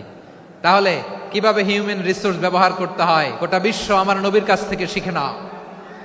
খালিদ বিন ওয়ালিদ, ওনাকে বিশ্বনবী একটা উপাধি দিয়েছেন। উপাধিটা হচ্ছে সাইফুল্লাহিল মাসলুল, আল্লাহর নাঙ্গা তরবারি, আল্লাহর খোলা তরবারি, দ্য ওপেন সোর্ড অফ আল্লাহ। খালিদ বিন ওয়ালিদ মুসলিম সেনাপতি। হাসান বিন সাবেত নাম শুনছেন? দেখি উনি কি ছিল বলেন। রাসূলের সভা কবি, কালচারাল হিজিমনিকে ডিফিট করার জন্য উনি ভালো অস্ত্র চালানো জানতেন না, ওই কাজে উনি যেতেন না। ওনার ছিল কাব্য প্রতিভা। কাব্য প্রতিভা, কাফিররা কবিতা দিয়ে নবীকে গালি দিত, বিশ্বনবী বলতেন, ইয়া হাসান আজিব আন রাসূলিল্লাহ, তুমি নবীর হয়ে কাফেরদের এই কথাগুলোর জবাব দাও। বিশ্বনবীর একটা মিম্বার ছিল, বিশ্বনবীর মিম্বারের পাশাপাশি মসজিদে নববীতে এই হাসান বিন সাবিতের জন্য বিশ্বনবী একটা স্পেশাল মিম্বার বানিয়ে দিয়েছেন। এখান থেকে তুমি জবাব দাও। এবং বিশ্বনবী বলেছেন, আল্লাহুম্মা আইয়িদহু বিরূহিল কুদুস, আল্লাহ হাসান আমার পক্ষে জবাব দেয়, তুমি জিব্রাইল মারফত তাকে সাহায্য পাঠাইয়া দিও। রাসূল সাল্লাল্লাহু আলাইহি ইসলামের সভা কবি, the poet of the prophet, নবীর কবি, উনি কবিতা দিয়ে এমন উচ্চাঙ্গের ভাষায় কবিতা দিয়ে তিনি জবাব দিতেন, কাফিরদের গা শিহরে যেত, তাদের হৃদয়ে আগুন ধরে যেত। তাহলে এরকম কবিরও দরকার আছে না নাই? এখন যাকে আল্লাহ দিছে কাব্য প্রতিভা, এরা যদি আপনি যুদ্ধের ময়দানে পাঠান হবে? যারে দিছে সুরেলা গলা, এরা যদি অ্যাম্বাসেডর বানান হবে না। হাসান বিন সাবিত ছিলেন বিশ্বনবী সাল্লাল্লাহু আলাইহি ওয়াসাল্লামের কবি। হুযায়ফা ইবনুল ইয়ামান বিশ্বনবীর গোয়েন্দা বিভাগের প্রধান। কিসের প্রধান? হুযায়ফা ইবনুল ইয়ামান, ওনার ছিল ডিটেকটিভ মাইন্ড, গোয়েন্দা বিভাগের প্রধান। এবং উনি হচ্ছেন সাহিবু সিররি রাসূলিল্লাহ, রাসূল সাল্লাল্লাহু আলাইহি ওয়াসাল্লামের গোপন তথ্যের ধারক বাহক। নবীর যেই কথা কেউ জানে না, সব হুযায়ফার পেটের ভিতরে ছিল। সুবহানাল্লাহ পড়েন। মদিনার যত ইহুদিদের একটা লিস্ট ছিল, এই লিস্ট শুধু দুইজন জানতো, বিশ্বনবী আর হুযায়ফা। সুবহানাল্লাহ পড়বেন না? তাহলে উনাকে কোন দায়িত্ব দিছে? কোন বিভাগ? যশোর, আওয়াজ করো, কোন বিভাগ? গোয়েন্দা বিভাগের হেড ছিল। খন্দকের যুদ্ধে প্রচন্ড আজকের মতো শৈত্য প্রবাহ, মাটি খনন করতে করতে সাহাবীদের পেটে ক্ষুধা নাই, দাঁড়াইতে পারে না নামাজের জন্য, এত ক্লান্ত, ক্ষুধা, ক্লান্ত, শ্রান্ত। বিশ্বনবী বললেন, কে আছো? এই কঠিন শীত, এই ভয় আর ক্ষুধার মধ্যেও খন্দকের পরীক্ষার টপকে শত্রু শিবিরে যে আমাকে তথ্য দিবা, কে আছো? কারো গায়ে শক্তিই নাই যে দাঁড়াবে, কেউ দাঁড়ায় না। বিশ্বনবী তখন নিজে হুযায়ফাকে ডাক দিলেন, হুযায়ফা, যে আমাকে আজকে শত্রু শিবিরের তথ্য এনে দিবে, সে জান্নাতে আমার মোরাফাকা, আমার সঙ্গী হবে। হুযায়ফা রাদিয়াল্লাহু ইবনুল ইয়ামান জীবনের ঝুঁকি নিয়ে এই ক্ষুধা, শৈত্য প্রবাহ, কোল্ড ওয়েভসকে উপেক্ষা করে পরীক্ষা টপকে শত্রু শিবিরে যে সবার কথাগুলো চুপে চুপে শুনে বিশ্বনবীর দরবারে এসে গোয়েন্দাদের মতো তথ্য সরবরাহ করেছে। বিশ্বনবীর গোয়েন্দা বিভাগের প্রধান হুযায়ফা ইবনুল ইয়ামান ইন্টেলিজেন্স বিভাগ চালাতেন। মুনাফিকদের নাম ওনার কাছে ছিল। মুআয ইবনে জাবাল মদিনা রাষ্ট্রের সবচেয়ে সিনিয়র আমলা ছিলেন। আমলাতন্ত্র চিনেন তো? প্রশাসনিক কাজ যারা চালায়, অ্যাডমিনিস্ট্রেশন বোঝেন না? The department of administration. মদিনার রাষ্ট্রের সিনিয়র আমলা মুআয ইবনে জাবাল মুতাখাসসিসুন ফিল হালাল ওয়াল হারাম, হালাল হারামের স্পেশালিস্ট ছিলেন। বিশ্বনবী উনাকে ইয়ামানের গভর্নর করে পাঠাইছেন। বলেছেন, ইন্নাকা তা'তি কওমান আহলা কিতাব, এমন গোষ্ঠীর কাছে যাবা এরা ইহুদি নাসারা, আগে শাহাদা পড়লে এরপরে নামাজের দাওয়াত দিও, নামাজ পড়লে যাকাতের দাওয়াত দিও। গভর্নরের অ্যাটিটিউড যেমন থাকে তেমন অ্যাটিটিউড ধরে রেখো। সুবহানাল্লাহ পড়েন। তাহলে মুআয ইবনে জাবালকে দিয়ে বিশ্বনবী কবিতা লেখায় নাই, চিঠি লেখায় নাই, আজান দেওয়ায় নাই। সুবহানাল্লাহ পড়বেন না? সব শেষ সাহাবী বলি আবু হুরায়রা রাদিয়াল্লাহু তাআলা আনহু, নাম শুনছেন? বিড়ালের বাবা। কি করতেন? খালি হাদিস মুখস্থ করতেন। উনি বলতেন, আলজামু রাসূলুল্লাহ আলা মিলই বাতনি, আমার শুধু পেটের ক্ষুধার বন্দোবস্ত হইলে আমি নবীর সঙ্গ ছাড়তাম না। আমার আনসার সাহাবারা ক্ষেত খামারের কাজ করতো, আমার মুহাজির সাহাবারা ব্যবসা করতো, আর আমি নবীর সাথে সাথে থাকতাম। শুধু সকাল বিকাল দুই বেলা যদি আমার খাবারের বন্দোবস্ত হয়, আমি আর নবীর লক ছাড়ি না। সুবহানাল্লাহ কইবেন না? 5374টা হাদিস তিনি বর্ণনা করেছেন। সবচেয়ে বেশি হাদিস বর্ণনাকারী সাহাবী। হাদিস প্রিজার্ভেশনের কাজে বিশ্বনবী ওনাকে কাজে লাগিয়েছেন। উনি একদিন বলেন, ইয়া রাসূলুল্লাহ আসমাউ মিনকা কাসীরান ফালা আহফাজু, নবী অনেক কথা শুনি আমার মনে থাকে না। বিষ্ণু বললেন, তাই? উবসুত রিদাক, তোমার চাদরটা বিছাও। আবু হুরায়রা বিছালেন, বিশ্বনবী হাত বুলায় দিলেন, এরপরে অনেক হাদিস বর্ণনা করলেন। আবু হুরায়রা বলে, তারপর থেকে বিশ্বনবী যাই বর্ণনা করে আমি শুনি আর একটাও ভুলি না। এখন সুবহানাল্লাহ। বিশ্বনবী ওনাকে হাদিস প্রিজার্ভেশন, নবীর এই যে লক্ষ্য হাদিস প্রিজার্ভেশনের এই দায়িত্ব দিয়েছেন সাইয়েদনা আবু হুরায়রা রাদিয়াল্লাহু তাআলা আনহুকে। প্রিয় ভাইরা, তাহলে 10 জন সাহাবীর কথা যে বললাম, আপনারা কি খেয়াল করেছেন কত বড় ট্যালেন্ট হান্টার, চৌকস ট্যালেন্ট হান্টার ছিল আমার নবী। এক একজনের এক এক ট্যালেন্ট এক এক কাজে অ্যাসাইন করেছেন, এক একজনকে এক এক দায়িত্ব দিয়েছেন, এক একজনের প্রতিভাকে এক একভাবে বিকশিত হওয়ার সুযোগ দিয়েছেন। আওয়াজ করে বলেন ঠিক কি না? এখন আমার পর্দার আড়ালে আমার মায়েরা বলবে, এতগুলো পুরুষ সাহাবীর কথা বললো, নারী সাহাবীরা কি কিছু করে নাই? হ্যাঁ, একজন নারী সাহাবীর কথা বলে মোনাজাত হবে, দোয়া ছাড়া কেউ যাব না। রুফাইদা আল আসলামিয়া রাদিয়াল্লাহু তাআলা আনহা, ওনার বাবার নাম সাআদ আল আসলামি। বিশ্বনবী কি খেয়াল করলেন দেখেন, সাআদ ছিল মদিনার বড় ডাক্তার। এই নারী সাহাবী রুফাইদা বাবার কাছ থেকে চিকিৎসা বিদ্যা শিখেছেন। যখন শিখছে, বিশ্বনবী দেখলেন আমার তো প্রতি সপ্তাহে সপ্তাহে যুদ্ধে আহত সাহাবীদের সেবা দিবে কে? বিশ্বনবী রুফাইদাকে বললেন, রুফাইদা তুমি মসজিদে নববীর পাশে একটা মেডিকেল ক্যাম্প করো। এই যে সাকিনা আদ্দিন মেডিকেলের আমার ছাত্রী বন্ধুরা, শুনে রাখো, তোমাদের আইকন হচ্ছে রুফাইদা আল আসলামিয়া। বিশ্বনবীর ডিরেকশন অনুযায়ী তিনি মসজিদে নববীর পাশে একটা মেডিকেল ক্যাম্প করলেন এবং আহত সাহাবাদের চিকিৎসা উনি ওনার টিম নিয়ে দিতেন। বিশ্বনবীর পরামর্শে উনি আনসারি এবং মুহাজির মহিলা সাহাবীদেরকে নিয়ে একটা স্পেশাল মেডিকেল টিম গঠন করলেন। খায়বার যুদ্ধে 7ম হিজরিতে যখন বিশ্বনবী যায়, উনি ওনার টিম নিয়ে আসলেন, বললেন, ইয়া রাসূলুল্লাহ, আমরা তো তলোয়ার চালাতে পারি না, আমরা তো তীর মারতে পারি না, আপনি যদি অনুমতি দেন খায়বার অভিযানে আমি আমার টিম নিয়ে মেডিকেল টিমের সেবাটা সার্ভিসটা দিতে চাই। পড়েন সুবহানাল্লাহ। বিশ্বনবী অনুমতি দিলেন, যোদ্ধা সাহাবীদের সাথে রুফাইদা আল আসলামিয়া উনিও মেডিকেল টিম নিয়ে অগ্রসর হলেন। খায়বারের প্রতিটা আহত ইনজুর্ড সাহাবী যারা ইনজুরির শিকার হয়েছেন, সবাই রুফাইদা আল আসলামিয়ার এই মেডিকেল ক্যাম্প থেকে চিকিৎসা সহায়তা পেয়েছেন। সুবহানাল্লাহ পড়েন। দেখেন কিভাবে বিশ্বনবী ট্যালেন্ট বাছাই করতেন। আপনি অবাক হবেন, বাহরাইনের মেডিকেল ইউনিভার্সিটিতে রুফাইদা আল আসলামিয়া মেডিকেল প্রাইজ অ্যাওয়ার্ড প্রতি বছর দেয়া হয়। যদি আদ্দিনের এই মেডিকেল আমার বোনেরা যদি জেনে থাকো জানো, না হলে নতুন করে জানো, সার্চ দিও, রুফাইদা আল আসলামিয়া মেডিকেল অ্যাওয়ার্ড বাহরাইনের ইউনিভার্সিটিতে দেয়া হয়। প্রিয় ভাইয়েরা, তাহলে আলোচনার সামারি আমরা করি। বিশ্বনবী যার যেখানে ট্যালেন্ট তাকে ওইখানে কাজে লাগাতেন। আওয়াজ করে বলেন ঠিক কিনা? এবার একটা ইন্টারভিউ হবে, আওয়াজ করে বলেন, আবু মাহজুরাকে বিশ্বনবী কি বানাইছেন? হ্যাঁ, ভুলে গেছেন? সামনের চুলে হাত দিয়ে বিশ্বনবী কি সুন্দর গলায় আজান শিখালেন। মুয়াজ্জিন। যায়েদ বিন সাবিতকে একাডেমিক প্রজেক্টের দায়িত্ব দিয়েছেন, তিনি ছিলেন বিশ্বনবীর দোভাষী ব্যক্তিগত সচিব। Musab ibn Umair, the first ambassador of Islam. Abdullah ibn Abbas, উম্মার বড় শিক্ষাবিদ মুফাসসির। আব্দুল্লাহ ইবনে মাসউদ ছিলেন জুরিস্ট। কি ছিলেন? জুরিস্ট ছিলেন, এই উম্মার সবচেয়ে বড় জুরিস্ট। খালিদ বিন ওয়ালিদ, সেনাপ্রধান। হাসান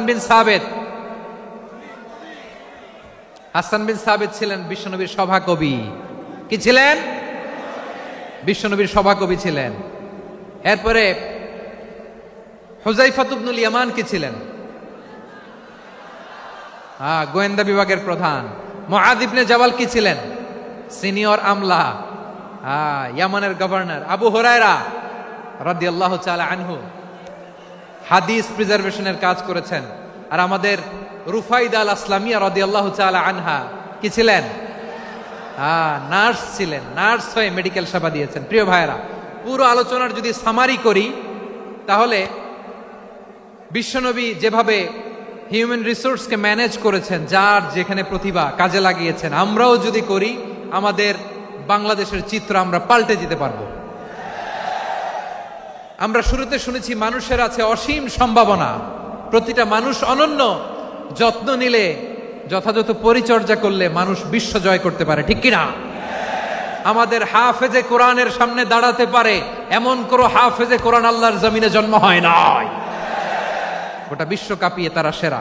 আমাদের ক্রিকেটাররা সেরা, আমাদের তৈরি পোশাক শিল্প সেরা। এরকম অনেক অনেক সেরা জিনিস আছে, আমরা এগুলোরে নার্চারিং করতে পারি নাই, পরিচর্যা করতে পারি নাই, সঠিক তারবিয়াতের অভাব। তাহলে মানুষের অসীম সম্ভাবনাকে কাজে লাগাতে হবে। ঠিক কিনা বলেন? ইউনুস গভর্নমেন্টকে আমি বলবো, অল্প সময়ের জন্য আপনারা এসেছেন, সংস্কারও করতে হবে, আবার নির্বাচনও করতে হবে, সব সংস্কার হয়তো করতে পারবেন না, যতটুকু পারবেন এর মধ্যে আমাদের যে হিউজ ম্যান পাওয়ার, আমাদের যে মানব সম্পদ, হিউম্যান রিসোর্স, এটাকে ডেভেলপ করে আপনাদের যেতে হবে। যেটা পারবেন না সেটাকে পরবর্তী নির্বাচিত গভর্নমেন্টের কাছে রেখে যেতে হবে, যে তারা যেন করে, তাদের কাছে আপনারা এটা রেখে যাবেন। তাহলে মানুষ চাইলে বিশ্ব জয় করতে পারে, আর মানুষকে হারাতে পারে কেউ? জোরে বলো যশোর, মানুষকে হারাতে পারে কেউ? আল্লাহ আমাদেরকে জনসংখ্যা দিয়েছেন প্রিয় ভাইয়েরা। এই জনসংখ্যা অনেক বড় সম্পদ, এটা আমাদের জন্য অভিশাপ নয়, আশীর্বাদ। আমাদের জনসংখ্যাকে যদি আমরা জনশক্তিতে রূপান্তর করতে পারি, আজকে বাংলাদেশ যে অবস্থানে দাঁড়িয়ে আছে, বাংলাদেশ তার 20 গুণ উন্নতির শিখরে চলে যাবে। চিল্লায় বলো ঠিক কিনা? আমাদের শ্রমিক ভাইয়েরা বাইরে কাজ করে, আমাদের শ্রমজীবী ভাইয়েরা, প্রবাসীরা, তাদের ব্যাপারে গুরুত্ব দিতে হবে। আমাদের শ্রমের দাম সবচেয়ে কম, সবচেয়ে কম। তারা এম্বাসিতে গুরুত্ব পায় না, এয়ারপোর্টে গুরুত্ব পায় না। এই সরকার অবশ্য তাদেরকে অনেক গুরুত্ব দিচ্ছে। আমাদের অদক্ষ শ্রমিককে যখন আমরা দুবাই পাঠাই, অল্প বেতন পায়, কিন্তু ইন্ডিয়ানরা দক্ষ শ্রমিক পাঠাইলে তার 3 গুণ বেতন পায়। আমরা আমাদের শ্রমিকদেরকে অদক্ষ ভাবে আর পাঠাতে চাই না, দক্ষ শ্রমিক পাঠিয়ে আমরা রেমিটেন্সের বন্যা বইয়ে দেব। আমাদের শ্রমিকদের পাঠানো রেমিটেন্সের টাকায় সচল থাকে আমার দেশের অর্থনীতির চাকা। তাদেরকে সবচেয়ে গুরুত্ব দিতে হবে। আমরা পেয়েছি ফ্রিডম ফাইটার, মুক্তিযোদ্ধা, আর আমার প্রবাসী ভাইরা হচ্ছে রেমিটেন্স ফাইটার। জোরে বলো ঠিক কিনা? তাহলে আমাদের এই জনশক্তিকে জনসম্পদে ট্রান্সফর্ম করতে হবে, ঠিক কিনা বলেন? সরকার জনগণকে এভাবে পলিশ করতে হবে। মা বাবারা ছেলে মেয়েদের মধ্যে কার কোন যোগ্যতা, তাকে ওইভাবে কাজে লাগাতে হবে। সবার এ প্লাস পাওয়ার কোনো দরকার নাই। আমাদের দেশে একটা টেন্ডেন্সি আছে, পরীক্ষায় এ প্লাস না পাইলে কই তুই কি করলি, পাশের বাড়ির ছেলে এ প্লাস পাইছে, যা ওর পা ধোয়া পানি খা। কি খা? তা আমি ভাবছি যে পা ধোয়া, এ প্লাস পাওয়া ছেলেদের পা ধোয়া পানির একটা পানির ব্র্যান্ড বানাইতে হবে, এরকম লেখা থাকবে এ প্লাস পাওয়া ছেলেদের পা ধোয়া পানি। খাওয়া নাই, এগুলার খাওয়া নাই। ওরে আল্লাহ এ প্লাস পাওয়ার জন্য বানাইছে, আর আপনার ছেলেকে এই এ প্লাস গুলারে নিয়ন্ত্রণ করার জন্য আল্লাহ বানাইছে।